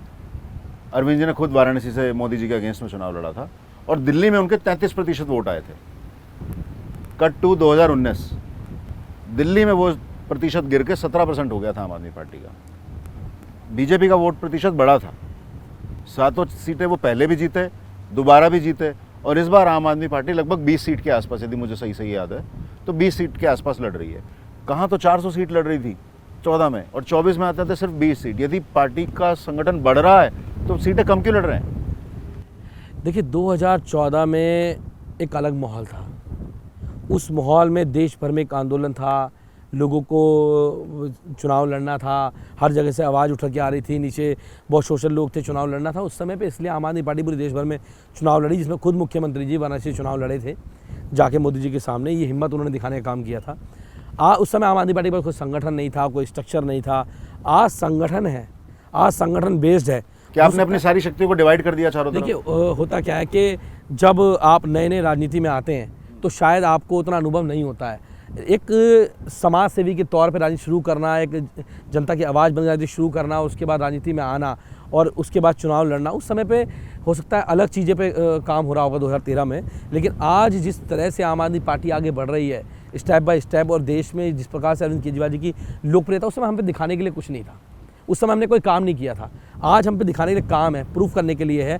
तो हम चाहते हैं कि हम जहाँ भी लड़ें मजबूती के साथ लड़ें और मजबूती के साथ टक्कर दे पाएँ, और वहाँ हमारे उम्मीदवार जो भी लड़ें वो जीतकर इस संसद में पहुँचे, इस देश की लोकसभा में पहुँचे, सबसे बड़ी पंचायत में पहुँचे और देश की जनता की आवाज़ उठाने का काम करें, उनके मुद्दों को उठाने का काम करें, उनके काम करने का। तो आप ये कहना चाहते हैं कि पिछली बार क्योंकि वोट बहुत हद तक बहुत दूसरी पार्टियों के कट गए थे, तो इस बार इंडिया अलायंस जो है ये सतर्क कॉल ले रहा है कि कोई भी पार्टी किसी दूसरी पार्टी का वोट ना काटे? देखिए, चुनाव में ये तो होता ही है। कभी कभी कुछ ऐसे लोग भी जीत जाते हैं जिनके प्रति लोगों की सहानुभूति नहीं, जिनके प्रति लोगों की लोकप्रियता नहीं होती है, लेकिन मजबूरी में उनको जिताना पड़ जाता है। उस सामने 5 पार्टियां लड़ रही होती हैं, 5 उम्मीदवार लड़ रहे होते हैं, उन 5 के वोट पड़ जाते हैं। जीतने वाले को 30% वोट मिले, लेकिन जो हारे उनके पास 70% वोट थे, लेकिन वो बट गए। डिवाइड एंड रूल जो अंग्रेज करते थे, फूट डालो राज करो, मोदी जी भी वही कर रहे हैं। तो आज वो अंग्रेजों की उस नीति को, जो डिवाइड एंड रूल थी, जो फूट डालो राज करो वाली नीति थी, उस नीति को ख़त्म करने के लिए आज इंडिया अलायंस बना है, ताकि जो इस देश के 60% लोग हैं, जो 70% लोग हैं जो मोदी जी को पसंद नहीं करते हैं, वो लोग एक साथ आएँ और उनका उम्मीदवार लोकसभा में जीत के जाए। तो पंजाब में इंडिया अलायंस हुआ है। पंजाब में इसलिए नहीं किया क्योंकि पंजाब के अंदर भारतीय जनता पार्टी का कोई बेस नहीं है। वहाँ या तो आम आदमी पार्टी है, विपक्ष में कांग्रेस है, या तो कांग्रेस जीतेगी या आम आदमी पार्टी जीतेगी। वहाँ की यूनिटी ये चाहती थी हम अलग अलग चुनाव लड़ें, उनके अलग अलग मुद्दे हैं, उनका अलग अलग विषय था। वहाँ वोट डिवाइड नहीं हो रहा है, दिल्ली में वोट डिवाइड हो रहा है, और जगह जहाँ अलायंस हुआ वोट डिवाइड हो रहा है। तो हमें वोट के डिवाइडेशन को रोकना है। आप 4 साल से विधायक हैं, कोई ऐसा काम बताओ जो आपके बहुत दिल के करीब रहा हो, जो आपने प्राउड से आप बताओगे अपने लोकसभा चुनाव की कैंपेन के दरमियान कि यार मैंने ये बदला है, मेरे पास इतना सैम्पल साइज़ था। वो एक तरह से आपका एक सैम्पल साइज़ हो गया कि आपने अपनी विधानसभा में इतना बदल दिया। अब आप जब लोकसभा में आप इतनी सारी विधानसभाओं के प्रतिनिधित्व करोगे, और लोकसभा में कितने लाख वोटर हैं अभी लोकसभा में? 20 लाख 20 लाख लोगों का प्रतिनिधित्व करोगे तो क्या कुछ बदलोगे? कैसे जनता इस बात पे उम्मीद करे कि पहले आपने क्या बदला है? थोड़ा अपना रिपोर्ट कार्ड बताओ। देखो, पहले तो मैं लोगों से, सभी अपने माताओं से, बहनों से, भाइयों से कहना चाहता हूँ कि मैं इकलौता ऐसा प्रत्याशी हूँ जिसके पास, दिल्ली में 3 चुनाव होते हैं। काउंसलर का चुनाव होता है जिसका काम होता है नाली को साफ़ करना, जिसका काम होता है कूड़ा उठवाना, जिसका काम होता है मच्छर की दवाई छिड़कवाना, जिसका काम होता है लोगों से ग्राउंड पे मिलते जुलते रहना, उनकी समस्या को समाधान करना। वो काउंसलर भी मैं 2017 से 20 तक रहा। तो उसमें लोगों की नाली साफ़ कराना हो, लोगों की कूड़ा उठवाना हो, पार्कों को अच्छा बनाना हो, कूड़े के ढलाव को ठीक कराना हो, वो काम मुझे बखूबी आता है। 3 साल मैंने किया है। बेस्ट पार्षद का अवार्ड मुझे इसलिए मिला है क्योंकि मैंने बखूबी इस काम को किया। जनता ने दिया, नहीं, लोगों ने दिया। कैसे? जनता देती है। अच्छा। बेस्ट पार्षद का वो जनता देती है, लोगों ने दिया। चुनाव होता है? नहीं, चुनाव तो इसका नहीं होता, पहले होता था, लेकिन अब तो कई साल से इसका सर्वे नहीं किया गया। ऐसा वो सर्वे नहीं किया। कौन संस्था करती थी सर्वे? काफ़ी, मेरे ख्याल से एक एडीआर तो नहीं करती थी? एडीआर भी करती थी, लेकिन अभी तो उन्होंने किया नहीं किया, मुझे आइडिया नहीं है इसका। लेकिन मैंने इसलिए कहा कि जनता ने दिया। क्यों दिया? क्योंकि जब मैं 3 साल पार्षद रहा तो मुझे हर आदमी का 5 साल का होता है। मुझे 2020 में मुख्यमंत्री, आम आदमी पार्टी ने, माननीय मुख्यमंत्री जी ने, मनीष सिसोदिया ने मुझे टिकट दिया एमएलए का। अब मेरे 3 साल के काम को मैंने जनता को बताया जाके विधानसभा में कि भाई मैं अगर एक छोटे से कल्याणपुरी वार्ड को, जिसको लोग ऐसी नज़र देखते थे कि यार कल्याणपुरी है, यहाँ के लोग तो बड़े गंदगी में रहेंगे, यहाँ के लोग तो ऐसे ही रहेंगे, यहाँ के लोगों तो काम नहीं होने, उस चीज़ को बदला। उनके गलियों के बाहर से कूड़ेदान को ख़त्म किया, उनकी नालियों को साफ़ किया। गली गली में कूड़े पड़े होते थे, ओपन में लोग लैट्रिन करते थे, उसको बंद करने का काम किया। तो जब मैंने वो काम लोगों को बताए तो 2020 के अंदर कोंडली के लोगों ने मुझे वहाँ से 18,000 से ज़्यादा वोटों से जिता के एमएलए बनाने का काम किया। इसका मतलब मेरे काम पे उन्होंने मोहर लगाई, जो मैंने काम किया 3 साल में। अब 4 साल बाद मुझे मुख्यमंत्री जी ने, 5 साल में मेरा टर्म होता है, मतलब 2025 में चुनाव लड़ना था एमएलए का, उससे पहले मैं 24 में चुनाव लड़ाया है। तो 24 चुनाव जो लड़ाया है मुझे 4 साल में, अब मेरे पास 4 साल का काम है। अब वो काम क्या है 4 साल का? सबसे बड़ी दिक्कत क्या है कि मैं कोंडली की बात करूंगा अभी, क्योंकि मैं वहाँ से एमएलए हूँ। कोंडली विधानसभा के अंदर एक कोंडली का ब्रिज है, एक पुल है, वो 50 साल पहले ब्रिज बना होगा। वहाँ अगर आप निकलोगे तो अगर आप 3 घंटे उस जाम में नहीं फंसे तो क्या नहीं फंसे, आप फंसोगे। कई बार तो ऐसा भी होता है कि जब लोग निकलते हैं तो कोई एम्बुलेंस नहीं पहुँच पाती, लोगों की मौत हो जाती है। ऐसा भी कई बार हुआ है। लोगों ने मुझे शिकायत करी। एक बार तो मैंने खुद खड़े होकर वहाँ एम्बुलेंस को निकलवाया और एम्बुलेंस को हॉस्पिटल तक पहुँचाने का काम किया। लंबा जाम लगता है वहाँ पे। वो कोंडली की लाइफलाइन कहा जाता है वो पुल। 50 साल में एक छोटा सा पुल है, उसके ऊपर तमाम ट्रैफिक जाम होता है। NH24 से ट्रैफिक वहाँ आता है, इधर चिल्ला वाले से आता है, इधर अक्षरधाम से ट्रैफिक वहाँ आता है, उधर तिलोपरी से आता है, इधर पटपगंज से आता है, उधर मुर्गा मंडी, बड़ी मुर्गा मंडी है, उधर बड़ी सब्जी मंडी है, तो बड़ी मंडियाँ भी हैं एशिया की, वहाँ पे वहाँ जाना होता है। आज मुझे ये कहते हुए खुशी हो रही है कि मैंने माननीय मुख्यमंत्री अरविंद केजरीवाल जी के साथ के उसमें काम करते हुए, नेतृत्व में काम करते हुए, आज 50 साल पहले एक पुल बना था, या मेरे 4 साल के कार्यकाल में एक और नया पुल बना है जो बन के तैयार हो जाएगा, लगभग कंप्लीट काम हो चुका है। तो सबसे बड़ा काम तो मुझे लगता है कि वो एक ऐसा काम है जहाँ से लोगों की जान बचने का काम होगा। पहला एक बड़ा काम ये है। दूसरा एक बड़ा काम और है कि जो हमारे स्कूल्स हैं, हम स्कूल्स की बहुत बात करते हैं और लोगों को लगता भी होगा ये स्कूल की बात करते हैं, हमेशा स्कूल की बात करते हैं। क्यों स्कूल की बात करते हैं? क्योंकि स्कूल में आपका एक भविष्य तैयार हो रहा है, एक पीढ़ी तैयार हो रही है, और वो पीढ़ी तैयार हो रही है जो पहले सोचते थे यार सरकारी स्कूल में पढ़ने का फ़ायदा नहीं है, अगर मैं पढ़ूंगा तो मैं तो पढ़ लिख के ITI में एडमिशन ले लूँगा। वो ITI के सपने को आज IIT में बदलने का काम, जो करने का काम किया है, वो इस सरकार ने, अरविंद सरकार ने करने का काम किया है। मेरा खिचड़ीपुर का स्कूल था, वो टीन में चलता था, टीन टप्पड़ में चलता था वो स्कूल। आज वो टीन टप्पड़ वाला स्कूल शानदार बिल्डिंग बन गई उसकी, और आज लोग कहते हैं कि कुलदीप कुमार ने, मोनू भाई ने मिलके अरविंद के साथ इस टीन वाले स्कूल को टैलेंट वाला स्कूल बना दिया। आज वो टीन से टैलेंट वाला स्कूल बन गया। ऐसे 6 स्कूल थे। आज एक स्कूल अभी बहुत ख़राब कंडीशन में था, अभी उसका उद्घाटन रिसेंटली मुख्यमंत्री जी ने किया है।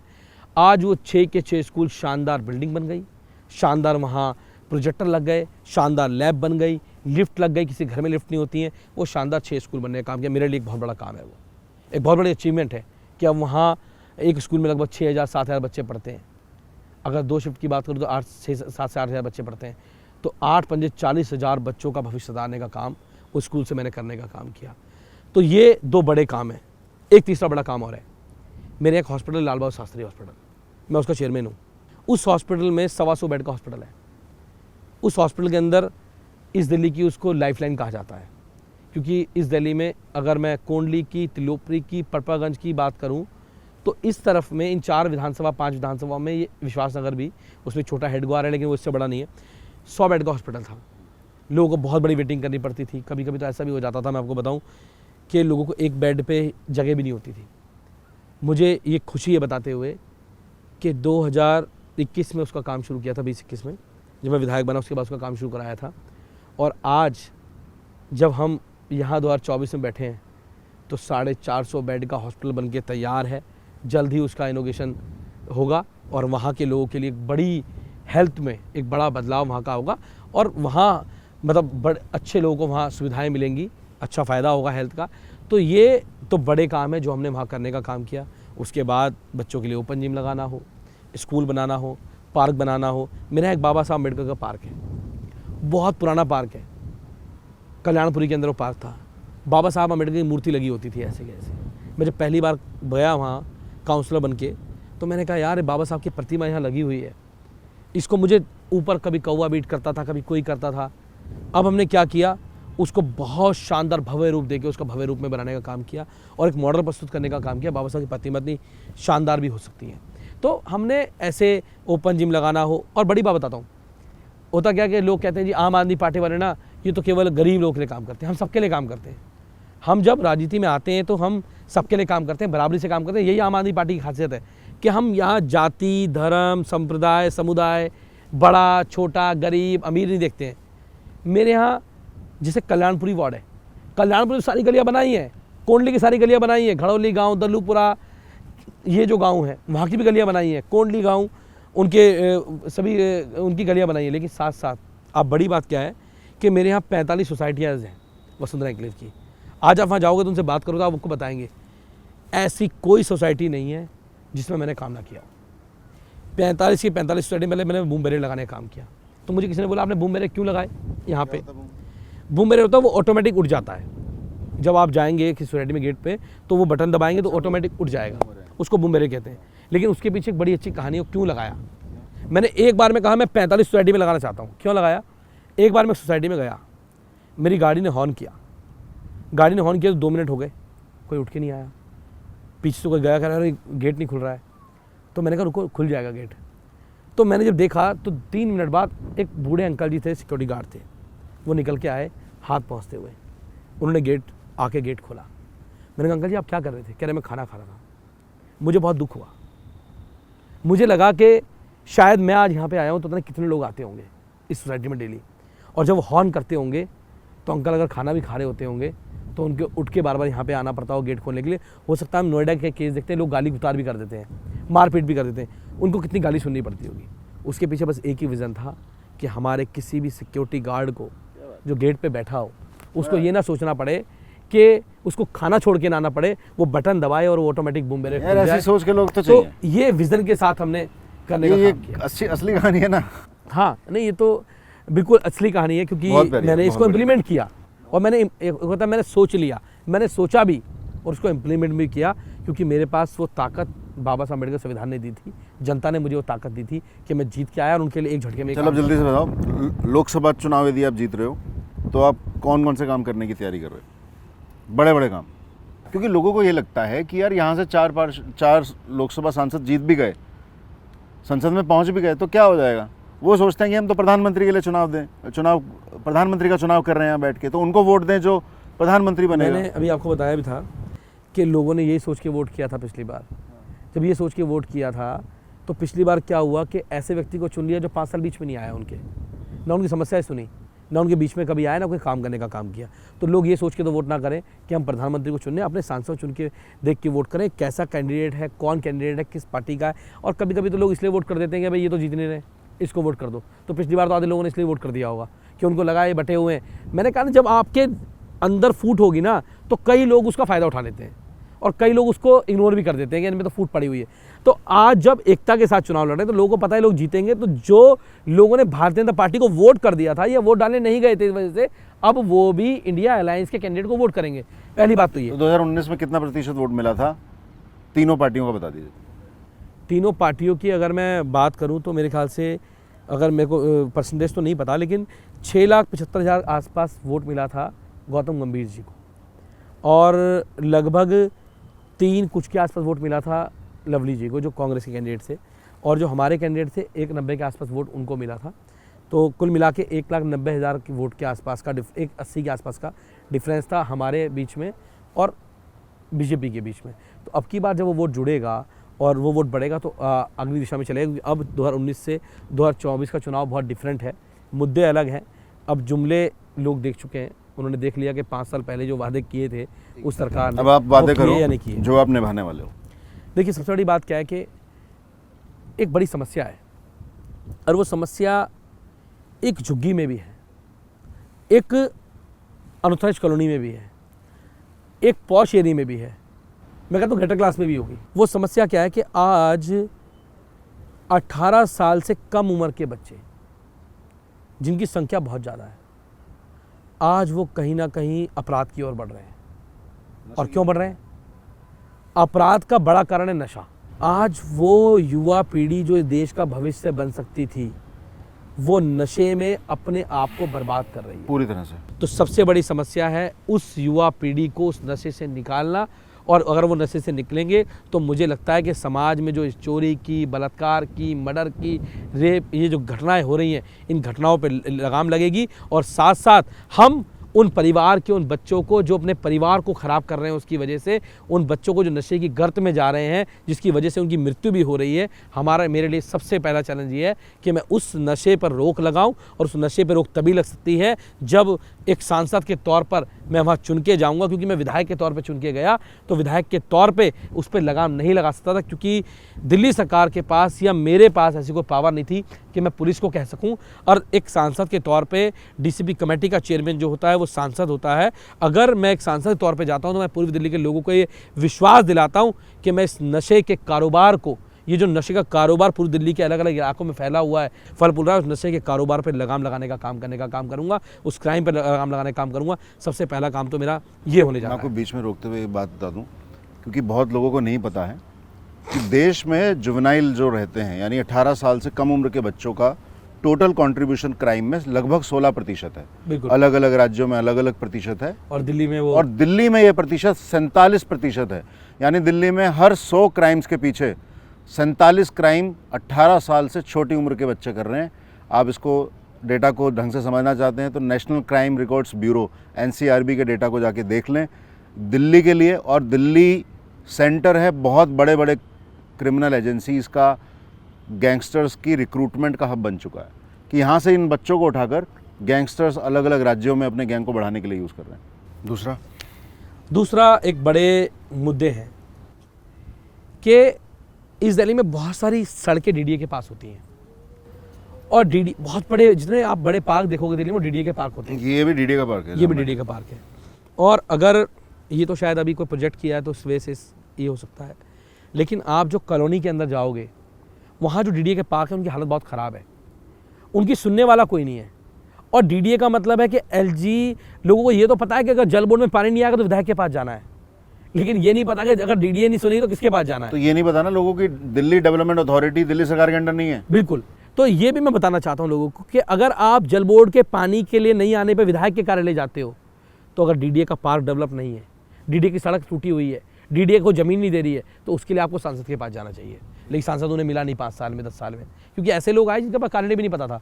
अब की बार उनके बीच का उनका बेटा सांसद बनेगा, तो आप अपने DDA की किसी भी समस्या को लेकर मेरे पास आ सकते हो, मैं उसका समाधान करूंगा। जहाँ DDA की सड़कें टूटी हैं उनको ठीक करने का काम करेंगे। एक और बड़ी बात है कि अभी हम लोगों ने दिल्ली में स्कूल बनाए, स्कूल में जहाँ हमारे पास ज़मीन थी वहाँ हमने उसको डेवलप करके बना दिया, शानदार बिल्डिंगें बना दी। स्कूल और भी चाहिए, लेकिन होता क्या है कि डीडीए की ज़मीन पर कोई बीजेपी का एक पार्षद तो कब्जा कर सकता है, कोई एक भूमाफिया कब्जा कर लेगा डीडीए ज़मीन पे। लेकिन अगर मैं एज ए विधायक या एज ए सरकार होने के नाते डीडीए से कहूँ कि यहाँ पे एक अच्छा स्कूल बनाना है, हमें आप ज़मीन दे दो, हमें एक स्पोर्ट कॉम्प्लेक्स बनाना है, हमें एक ज़मीन दे दो, हमें लक्ष्मी नगर एक हब है स्टूडेंट्स का, हमें उनके लिए एक बड़ी लाइब्रेरी बनानी है, आप हमें ज़मीन दे दो। मेरा न्यू कोंडली का एरिया, वहाँ पे लोगों के पास बारातघर नहीं है, आप हमें ज़मीन दे दो, हम बारातघर बनाना चाहते हैं। सरकार पैसा देना चाहती है, सरकार के पास कमी नहीं है पैसे की, काम करना चाहती है, लेकिन डीडीए एक भूमाफिया ज़मीन कब्जा करा सकती है। लेकिन वो सरकार को ज़मीन स्कूल बनाने के लिए, मोहल्ला क्लिनिक बनाने के लिए, अस्पताल बनाने के लिए, स्पोर्ट कॉम्प्लेक्स बनाने के लिए, सीनियर सिटीजन के लिए कोई सेंटर बनाने के लिए, हमारी महिलाओं के लिए कोई सेंटर बनाने के लिए वो ज़मीन नहीं देगी। अगर आपका बेटा, आपका भाई सांसद बन के जाएगा तो वो ज़मीन भी लेके आएंगे और पूर्वी दिल्ली के लोगों के लिए जिस जगह पर जहाँ ज़रूरत होगी कम्युनिटी सेंटर बनाने की, वो कम्युनिटी सेंटर भी बनाएंगे, कहीं पर जरूरत होगी स्कूल बनाने की स्कूल बनाएंगे, कहीं जरूरत होगी अस्पताल बनाने की अस्पताल बनाएंगे, कहीं जरूरत होगी मोहल्ला क्लिनिक बनाएंगे, कहीं जरूरत होगी हमारे बुजुर्गों को बैठने के लिए हमें जगह देनी है, उनके उसके लिए जगह देनी है, वो बनाएंगे, कहीं क्लब बनाने की जरूरत होगी क्लब बनाएंगे, जो जरूरत होगी वो बनाएंगे और डीडीए से ज़मीन लेके आएंगे। सबसे बड़े काम ये हैं जिनको हम करने का काम करेंगे, और इससे बड़ा काम। कुलदीप भाई, अपने बैकग्राउंड के बारे में ज़रूर बताओ कि कैसे राजनीति में आना चुना, क्यों आम आदमी पार्टी चुनी, और इससे पहले क्या करते रहे आप पार्टी में आने से पहले, चुनाव लड़ने से पहले?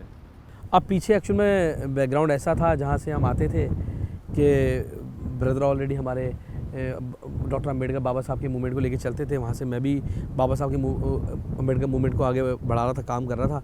तो वहाँ से शुरू किया कि भाई बहुजन जो हमारे बच्चे आते हैं, जो SC ST बच्चे आते हैं, उनके फॉर्म भरने में दिक्कतें होती हैं, उनको हम शुरू करेंगे। बाद में तो फिर हमने सबके लिए, जो भी जनरल भी आते हैं, सब बच्चे आते हैं, सबके लिए हम जो मदद होती सबके लिए करते थे, बराबरी से करने का काम किया। अब वहाँ से शुरू हुए तो 2011 में अन्ना आंदोलन शुरू हो गया। अब ये तो दिमाग में था यार, लोगों की मदद करते हैं, लोग गरीब बच्चों के लिए उनके एडमिशन में काम करते थे, उनके एडमिशन कराने का काम करते थे। तो अन्ना आंदोलन शुरू हुआ तो ये समझ में आया ये जो अन्ना आंदोलन चल रहा है ये ऐसे लोग कर रहे हैं जो बहुत ईमानदार लोग हैं, और कहीं ना कहीं जो पूरा सिस्टम है वो बड़ा करप्ट है। उस सिस्टम को बदलने के लिए, इस देश की राजनीति को बदलने का काम कर रहे हैं। हम उस मूवमेंट में जुड़े, वहाँ से आम आदमी पार्टी बनी, आम आदमी पार्टी के लिए काम करना शुरू किया, गली गली में गए, एज ए वॉलंटियर काम करना शुरू किया। लेकिन ये नहीं सोचा था कभी भी कि यार हम निगम पार्षद बनना है, विधायक बनना है, ये एम था ही नहीं कभी भी। ये तो काम करते गए, काम करते गए, काम करते गए, पार्टी बनी, सरकार बनी, सरकार में आए, लोगों के लिए काम करते रहे। और लेकिन ये भी सोचते थे यार कि जिस बैकग्राउंड से हम आते हैं, मेरे पिताजी एक सफाई की नौकरी करते हैं, एक सफाई कर्मचारी थे, तो वहाँ से ये भी लगता था कि यार जो कॉलेज में जाते थे तो कॉलेज में तो जो राजनीति कर रहे हैं बहुत बड़े बड़े लोग हैं, बहुत बड़ी बड़ी गाड़ियाँ होती थी, उनके पहले उनके भाई प्रेसिडेंट होते थे, फिर वो आके प्रेसिडेंट बनते थे, उनके चाचा प्रेसिडेंट होते, फिर वो आके बनते थे। तो ये समझ में आया कि हम इसमें कर पाएंगे कि एक सफाई कर्मचारी के पिताजी हों, वो इसमें कर पाएगा। तो फिर लगा यार आम आदमी पार्टी को उम्मीद है। उस उम्मीद से वहाँ गए और 17 में चुनाव लड़े। और उससे पहले की बात करूँ तो जब मेरे को ये अच्छी तरह याद है कि आज जब अखबारों में कभी फ़ोटो आती तो लगता है कि मैं 2008 में मेरा एडमिशन हुआ था कॉलेज में।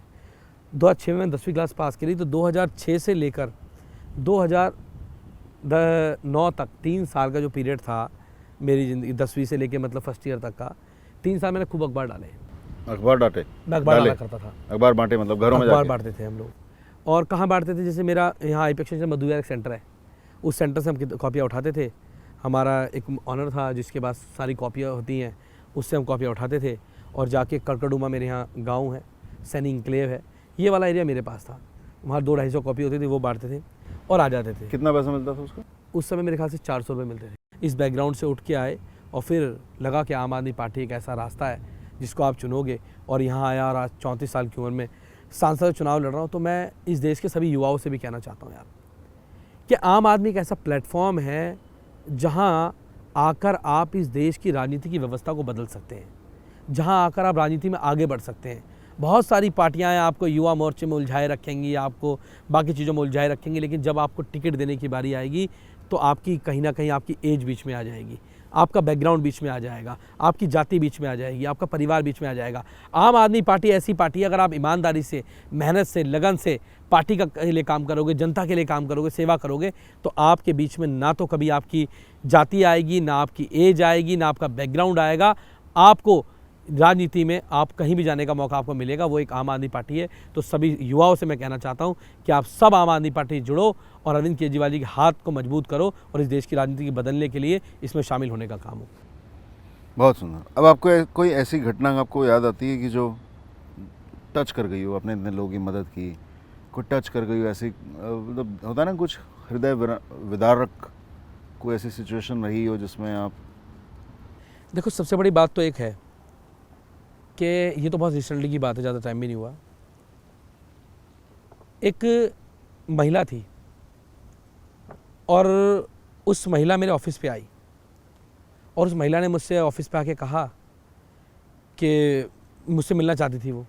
तो मेरा ऑफिस बड़ा ओपन है, तो मैंने उनको कहा भेजो। तो मैं मिला उनसे, तो वो रोने लगी। मैंने कहा क्या हुआ?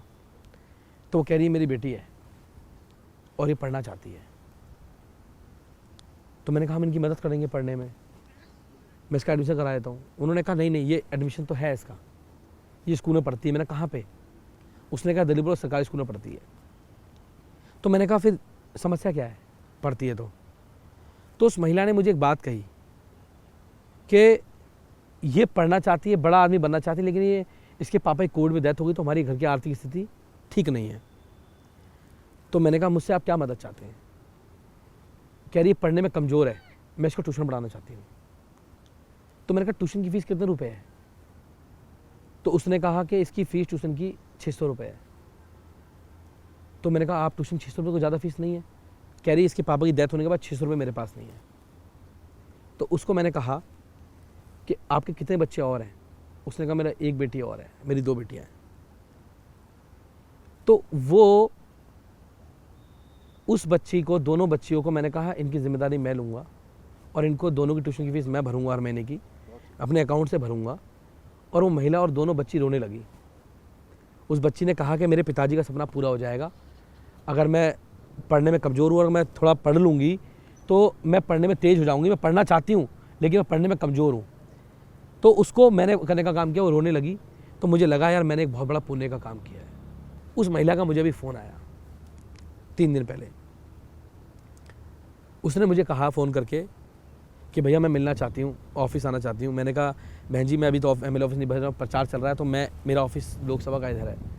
उसने मुझे कहा भैया बस मेरे को एक आपसे बात कहनी है कि वो जो अभी मुख्यमंत्री जी ने 1000 रुपये की स्कीम निकाली है, अब आप मुझे पैसे मत देना जो आप हर महीने फ़ीस के पैसे दे रहे थे, आप मेरा फॉर्म भरवा देना तो मेरी बच्ची की मैं वहाँ से फ़ीस भर दूँगी। तो मुझे मुख्यमंत्री जी पर गर्व होता है यार कि आज उस महिला को, जिसकी बच्ची नहीं पढ़ पा रही थी, जब 1000 रुपये उसके खाते में आएंगे ना, तो उस महिला को, उस बहन को किसी के आगे हाथ नहीं फैलाना पड़ेगा। वो अपनी बच्ची को उसको पढ़ा लेगी। और ऐसी कितनी महिलाएं इस दिल्ली के अंदर हैं जो उस 1000 रुपये से अपने बच्चों की ट्यूशन की फ़ीस भर लेंगी और उनके बच्चे पढ़ लिख कर इस देश के बड़े आदमी बनेंगे। हो सकता है सांसद बन सकते हैं, विधायक बन सकते हैं, बहुत सारी चीज़ बन सकते हैं। तो लोगों को विश्वास भी है एक तो वो कि जो मुख्यमंत्री जी ने कहा वो मिलेगा, और उसकी ईमानदारी देखिए आप, वो कह रही है कि नहीं मुझे फिर आपसे 1200 रुपये नहीं चाहिए। हाँ, मतलब उसकी ईमानदारी है। ईमानदारी। देखो जो गरीब आदमी होता है ना, वो बड़ा ईमानदार होता है यार। आप विधायक बने, कितनी उम्र थी आपकी? मैं जब विधायक बना तो मेरी उम्र उस समय पर 30 साल थी। 30 साल थी? 30 साल में विधायक बना। पार्षद थे तो 27 साल थे। 27 साल में पार्षद बन गया था और 30 साल में विधायक बना और काफ़ी चीज़ें रही। मैं 2017 में काउंसलर बना और 2018 में मैं लीडर ऑपोजिशन बना। और बेसिकली लीडर ऑपोजिशन में जब बनता है व्यक्ति तो वहाँ पे कोई रिजर्वेशन वगैरह नहीं होता है। तो मुझे जब बनाया गया तो मैं बड़ा अचंभित था कि मुझे लीडर ऑपोजिशन कैसे बना दिया। मतलब सोचता ही नहीं आदमी क्या लीडर ऑपोजिशन भी कोई दलित व्यक्ति को बना देंगे, क्योंकि बड़ी एक ही सीट होती है, एक ही व्यक्ति को बनाना होता है। तो मुझे लीडर ऑपोजिशन बनाया गया। तो 2018 में लीडर ऑपोजिशन बना। उसके बाद मैं 18 के बाद तुरंत मुझे टीवी चैनल पे भेजना शुरू कर दिया। मैं बड़े बड़े चैनल पे जाने लगा। मुझे लगा नहीं कभी मैं इतने बड़े चैनल पे, आज तक ये चैनलों पे बैठ के, बड़े बड़े चैनल्स पे बैठ के मेरे इंटरव्यू होने लगे। मैं जाके वहाँ अपनी बात रखने लगा और अपनी बात करने लगा। तो ये 18 में 19 में मुझे ये अचीवमेंट मिली। उसके बाद 20 में मुझे एमएलए का टिकट दे दिया। 30 साल की उम्र में मैं एमएलए बन गया। ये मेरे लिए एक बड़ी उपलब्धि थी, बड़ी अचीवमेंट थी। मेरे लिए भी, एक उन लोगों के लिए भी जो कभी सोच नहीं पाते कि कोई गरीब घर से, गरीब तबके से उठ के भी यहाँ तक पहुँच सकता है, उनके लिए भी एक बड़ी अचीवमेंट थी। मैं जब रिसर्च कर रहा था तो मैंने ये पढ़ा कि एक नारा अरविंद जी ने दिया कि संसद में भी केजरीवाल, तभी बनेगी दिल्ली और खुशहाल। तो कैसे खुशहाल बनेगी उसका, इस मैसेज को, ये तो एक नारा हुआ, इस मैसेज को यदि आपको जनता को डिलीवर करना है, ठीक से उन्हें समझाना है कि इसके मायने क्या हैं, तो आप आपके कैमरे पे फोकस करके बताएं कि इसका मतलब क्या है और जनता आपको वोट क्यों दे। आज के परिप्रेक्ष्य में देखोगे तो सबसे बड़ी बात तो ये है कि जिसे मैंने आपको छोटे छोटे 2-3 उदाहरण बताए थे अभी, कि भाई मुझे लॉ एंड ऑर्डर को ठीक करना है। अब लॉ एंड ऑर्डर को अगर आपको ठीक करना है दिल्ली के, तो उसके लिए आपका नुमाइंदा संसद में होना चाहिए। आप एक सड़क अच्छी बना सकते हो, एक पार्क अच्छा बना सकते हो, एक वहाँ पानी की सुविधा अच्छी दे सकते हो, लोगों को बिजली पानी दे सकते हो, लेकिन अगर लॉ एंड ऑर्डर ठीक नहीं होगा तो वहाँ की व्यवस्था सारी ख़राब हो जाएगी। अगर उनके नुमाइंदे संसद में होंगे तो दिल्ली खुशहाल होगी। उसके साथ साथ मैंने डीडीए सड़कों के आपको बताया कि दिल्ली में आज भी कई जगहों पे ऐसे चीज़ें हैं, डीडीए के बड़े बड़े पार्क्स हैं, हम स्कूल बनाना चाहते हैं, अस्पताल बनाना चाहते हैं, जगह जगह पे वहाँ ज़मीन नहीं मिलती है, जहाँ जितना मिलता है हम उतने में अच्छा करने की कोशिश करते हैं, दिल्ली को आगे बढ़ाने की कोशिश करते हैं, और दिल्ली को जितना हमें मिला हमने उसमें दिल्ली को आगे बढ़ाने की कोशिश करी। लेकिन अगर दिल्ली को और खुशहाल बनाना है तो एक संसद का रिप्रेजेंटेटिव अगर दिल्ली का होगा तो वो उसके अधिकार की बात करेगा, पहली बात। दूसरी एक और बात क्या है कि जब भी दिल्ली के लोगों के वोट के अधिकार की बात आती है, दिल्ली में एक चुनी हुई सरकार है, दिल्ली के लोग जनता को, उस सरकार को वोट देते हैं। अगर उस सरकार के अधिकार छीने जाते हैं, उस सरकार के अधिकारों पे अगर कुठाराघात किया जाता है, जो लंबी लड़ाई सुप्रीम कोर्ट में लड़ी जाती है और माननीय सर्वोच्च न्यायालय कहता है कि दिल्ली की जनता के पास उसके अधिकार होंगे, दिल्ली की चुनी हुई सरकार सर्वोच्च सरकार होगी, उसके बाद अगर कोई लेफ्टिनेंट गवर्नर उस सरकार से अधिकार छीनता है तो उसकी आवाज़ को बुलंद करने वाला दिल्ली का नुमाइंदा संसद में तो होना चाहिए ना। अगर संसद में नुमाइंदा होगा तो मुझे लगता नहीं है कि कोई भी लेफ्टिनेंट गवर्नर जैसे लोग, वो वायसराय जैसे लोग दिल्ली के कामों में अड़ंगा अड़ा पाएंगे। दिल्ली के काम और तेज़ी से आगे बढ़ेंगे और तेज़ी से उनका दिल्ली के लोगों का काम होने का काम होगा। उसके साथ साथ आपने देखा होगा कि आज दिल्ली के चुने हुए मुख्यमंत्री, जिनके दिल्ली की जनता ने चुना, केवल राजनीतिक द्वेष के कारण आज वो जेल के अंदर हैं। अगर संसद में उनके नुमाइंदे होंगे तो निश्चित रूप से उनकी ताकत बढ़ेगी, उनके हाथ मजबूत होंगे और ज़्यादा दिल्ली के लोगों के लिए काम करने का काम हम कर पाएंगे। तो और एक और बात बताता हूँ, अभी मुख्यमंत्री जी ने एक पॉलिसी लेके आए। उन्होंने कहा भाई कोविड काल के अंदर दिल्ली के लोगों के पानी के बिल बहुत ज़्यादा आ गए थे और मीटर रीडर ने रीडिंग कर ली थी, लोग मानते हैं हाँ ये हुआ था, रीडिंग नहीं कर, घर बैठ कर रीडिंग बना दी अपने ऑफिस के अंदर। तो उन्होंने कहा भाई दिल्ली के लोगों के वन टाइम सेटलमेंट स्कीम हम लेके आ रहे हैं, ये स्कीम लागू होनी चाहिए। जब दिल्ली की चुनी हुई सरकार जो जनता के प्रति जवाबदेह है, उस सरकार ने कोई स्कीम बनाई, बिल माफ़ी की योजना लेके आई, तो अगर उस सरकार को उस बिल की स्कीम को कोई लेफ्टिनेंट गवर्नर रोक दे, कोई अधिकारी रोक दे और उस स्कीम को पास कराने के लिए मुख्यमंत्री जी को धरने देने पड़े, तो आप सोचो कि निश्चित रूप से आपको अपनी संसद में नुमाइंदगी दिल्ली के लोगों को भेजनी पड़ेगी। और मैं तो एक बात और कह रहा हूँ, अगर दिल्ली के लोग आज नहीं जागे और 2024 के चुनाव में अपने नुमाइंदे आपने दिल्ली से नहीं भेजे, तो मैं आपको दावे से कह रहा हूँ, दिल्ली, जहाँ दिल्ली के लोगों पे एक सरकार चुनने का अधिकार है, वो सरकार चुनने का अधिकार भी ये मोदी सरकार छीन लेगी आप लोगों से, ये भाजपा की सरकार छीन लेगी आप लोगों से। आपको अपने नुमाइंदे भेजने हैं, अपने नेता अरविंद केजरीवाल जी के हाथ को मजबूत करना है, तो अब की बार दिल्ली से सांसद जिता के भेजो, हमारे नुमाइंदे जीत के जाएंगे, अरविंद केजरीवाल जी की बाजू बनेंगे, मजबूती के साथ उनके काम करेंगे, तो दिल्ली और खुशहाल होने का काम होगी। और उसके साथ साथ जब हम दिल्ली खुशहाली की बात करते हैं तो मेरे मयूर विहार फेज़ 3 है। अब उस मयूर विहार फेज़ 3 के अंदर आप सोचो, मैं पिछले 4 साल से ये आवाज़ उठा रहा हूँ कि मुझे वहाँ पर मेट्रो लेके आनी है। उस मेट्रो के लिए, क्योंकि मेट्रो में दिल्ली सरकार भी है और केंद्र सरकार भी है, दोनों का रोल है। एक सांसद के तौर पे जो आपने मुझसे पूछा था कि आप गौतम गंभीर से मिलने का समय मांगा, मैंने उस मेट्रो को लाने के लिए ही गौतम गंभीर समय मांगा था कि मैं उनसे बातचीत कर पाऊँ, वो भी मेरे साथ चलें। लेकिन दिल्ली के लोगों को वो सांसद कभी मिले नहीं, मुझे भी नहीं मिले, और कहते हैं ना कि भगवान को कुछ और मंजूर था। भगवान को ये मंजूर था कि ये व्यक्ति जो कोंडली के लोगों के लिए मेट्रो लेके आना चाहता है, जो उनकी लड़ाई लड़ रहा है, इसको एक सांसद के पास जाना पड़ रहा है, वो सांसद नहीं मिल रहा है, इसको ही सांसद बना दो, ये लड़ाई लड़ने का काम करेगा, मेट्रो लेके आएगा हमारे लिए। तो अब भगवान ने वो कम से कम मेरे ऊपर कृपा करी कि अब मैं सांसद चुनाव लड़ रहा हूँ और पूरी दिल्ली सांसद बनूंगा, तो उनके लोगों की लड़ाई लड़के वहाँ के लोगों के लिए मेट्रो लाने का काम करूँगा। ये ऐसे काम हैं जिनको रोकने का काम कहीं ना कहीं आज की डेट में जो सांसद को करने चाहिए थे। अगर संसद में हमारी नुमाइंदगी होगी तो दिल्ली खुशहाल होगी, और संसद में केजरीवाल होंगे तो दिल्ली और खुशहाल होगी, दिल्ली और खुशहाली की ओर बढ़ेगी। अच्छा, वैसे जैसे आपने एक सांसद और एक विधायक का रिलेशन एक्सप्लेन किया, मुझे तो ये डाउट भी होता है कि जब आप चुन के आ जाओगे, या जैसे बीजेपी के सांसद चुन के आ गए, वो जानते होंगे कि फलाना व्यक्ति तो आम आदमी पार्टी का वोटर है, आप जानते हो फलाना वोटर जो है बीजेपी का वोटर है, आप लोग उनके लिए काम नहीं करोगे? ऐसा होता है कि नहीं? सच्चे सच्चे बताओ। मुझे लगता है कि इस मानसिकता से भाजपा काम करती होगी, आम आदमी नहीं करती। मतलब विशेष तौर पे मैं अपनी बता देता हूँ आपको। मैं तो जहाँ से एमएलए था, मैंने वहाँ, मेरे पास बीजेपी के लोग भी आए, मैंने उनका पूरा सम्मान किया, कांग्रेस के लोग भी आए, उनके लिए भी सम्मान किया, और ख़ास तौर से वहाँ भी अच्छा काम करने की कोशिश करी जहाँ से वोट नहीं मिला था। इसलिए क्या? क्योंकि उन्होंने मेरा काम नहीं देखा था। मैंने इसलिए वहाँ काम किया कि अगली बार अगर ये मेरा काम देखेंगे तो मेरे काम को वोट देंगे, जो मैंने इनके लिए काम किया है। ऐसे बहुत सारे पॉकेट्स हैं मेरे यहाँ जहाँ से वोट नहीं मिलता, नहीं मैंने वहाँ काम किया तो लोग मुझे वोट देंगे। और साथ साथ मैं आपको एक अच्छी बात बताता हूँ। कोविड काल में मुझे कॉल आता है, एक लड़की थी, रात को 2 बजे उन्होंने मुझे कॉल किया बहन ने, और मुझे बोला आप कुलदीप मोनू जी बोल रहे हो एमएलए? मैंने कहा हाँ मैं बोल रहा हूँ। कहती मैं चंडीगढ़ से बोल रही हूँ। मैंने कहा हाँ बताइए। कह रही मुझे आपकी बहुत मदद चाहिए। वो बेचारी रोने लगी फ़ोन पे। कह रही मेरी मदर है और उनका ऑक्सीजन लेवल बहुत डाउन हो गया है और उनको हॉस्पिटल में बेड चाहिए, आप उनको बेड कैसे करा दो, कैसे भी करा के केजरीवाल से बोल के आप उनको बेड अरेंज करा दो। मैंने कॉल लगाया डॉक्टर्स वगैरह को, तो मैंने उनको कॉल किया वापसी। मैंने कहा एक काम करो, वहाँ पे आप जाइए, वहाँ डॉक्टर मिलेंगे ये, और अपनी मदर को आप वहाँ भेज दीजिए। जीटी मैंने उनको एडमिट कराया था। तो मुझे अभी एक प्रोग्राम में मिली और उन्होंने बेझिझक लोगों के सामने ये कहा कि कुलदीप जी आपने मुझे पहचाना, मैं वही वॉलंटियर हूँ जिसके लिए मेरी बेटी आपको कॉल कर रही थी, और उसने आपको बताया भी था, लेकिन आपको शायद ये तो पता था मैं बीजेपी की कार्यकर्ता हूँ, आपको ये नहीं पता था मैं इस मंडल के अध्यक्ष हूँ। मंडल के अध्यक्ष हूँ बीजेपी की। अच्छा। और आपने मेरे लिए काम किया है, मैंने उनके हाथ जोड़े, नहीं बहन जी। उन्होंने कहा कि आपने ज़िंदगी मेरी जो है वो आपकी वजह से है।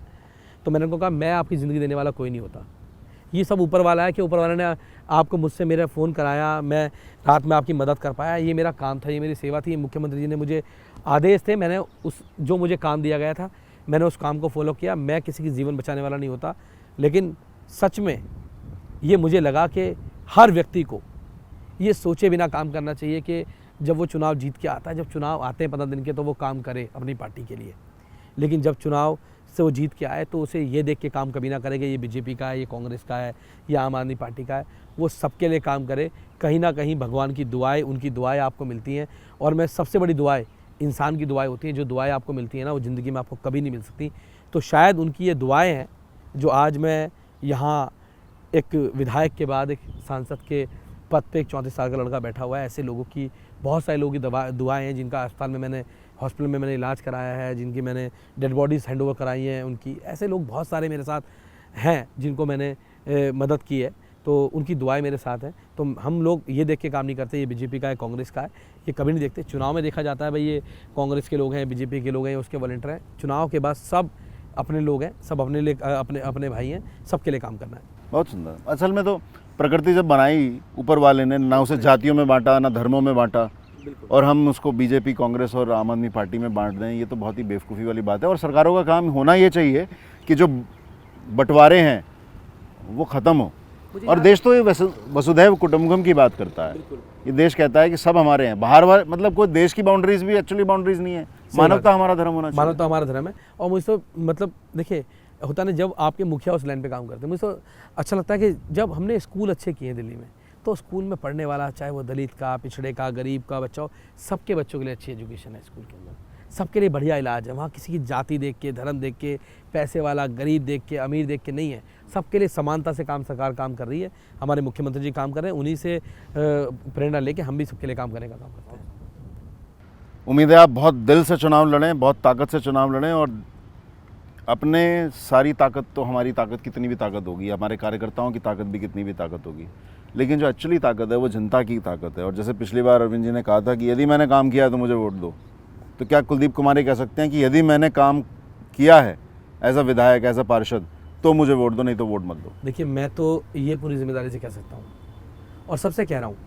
मैंने तो ये भी उदाहरण दिया था कि पहले इस बात को फिर विश्वास करो कि अगर मेरे कोंडली के लोगों से आप पूछें, अगर वो आपको कहते हैं कि यार मैंने आपके उनके लिए काम किया तो आप मुझे वोट दो। बिल्कुल ठीक है। अगर मैंने 4 साल में कोंडली के लोगों को लगता है कि मैंने उनके लिए काम किया तो सबसे ज़्यादा वोटों से मुझे जिता के भेजने का काम करें। तो हम तो काम के नाम पे वोट मांगने वाले लोग हैं। मैं नहीं कह रहा कि मैं किसी दलित जाति से आता हूँ, दलित संप्रदाय से आता हूँ तो आप मुझे वोट करो, बिल्कुल मत करना। अगर आपको लगता है कि मैंने कोई काम किया तो मुझे वोट करना, मेरा जाति मेरे धर्म देख के मुझे वोट मत करना, मेरे काम को देख के मुझे वोट करना। और आगे भी काम के नाम पे ही वोट मांगेंगे, जाति धर्म के नाम पे वोट नहीं मांगेंगे। बहुत सुंदर। Wish you all the best Kuldeep भाई। Thank you so उम्मीद much. है अगला इंटरव्यू हम आपके सांसद बनने के बाद करें और धन्यवाद। संसद के प्रांगण में यदि मुनासिब हुआ तो वहाँ इंटरव्यू करें। धन्यवाद। बहुत बहुत शुक्रिया।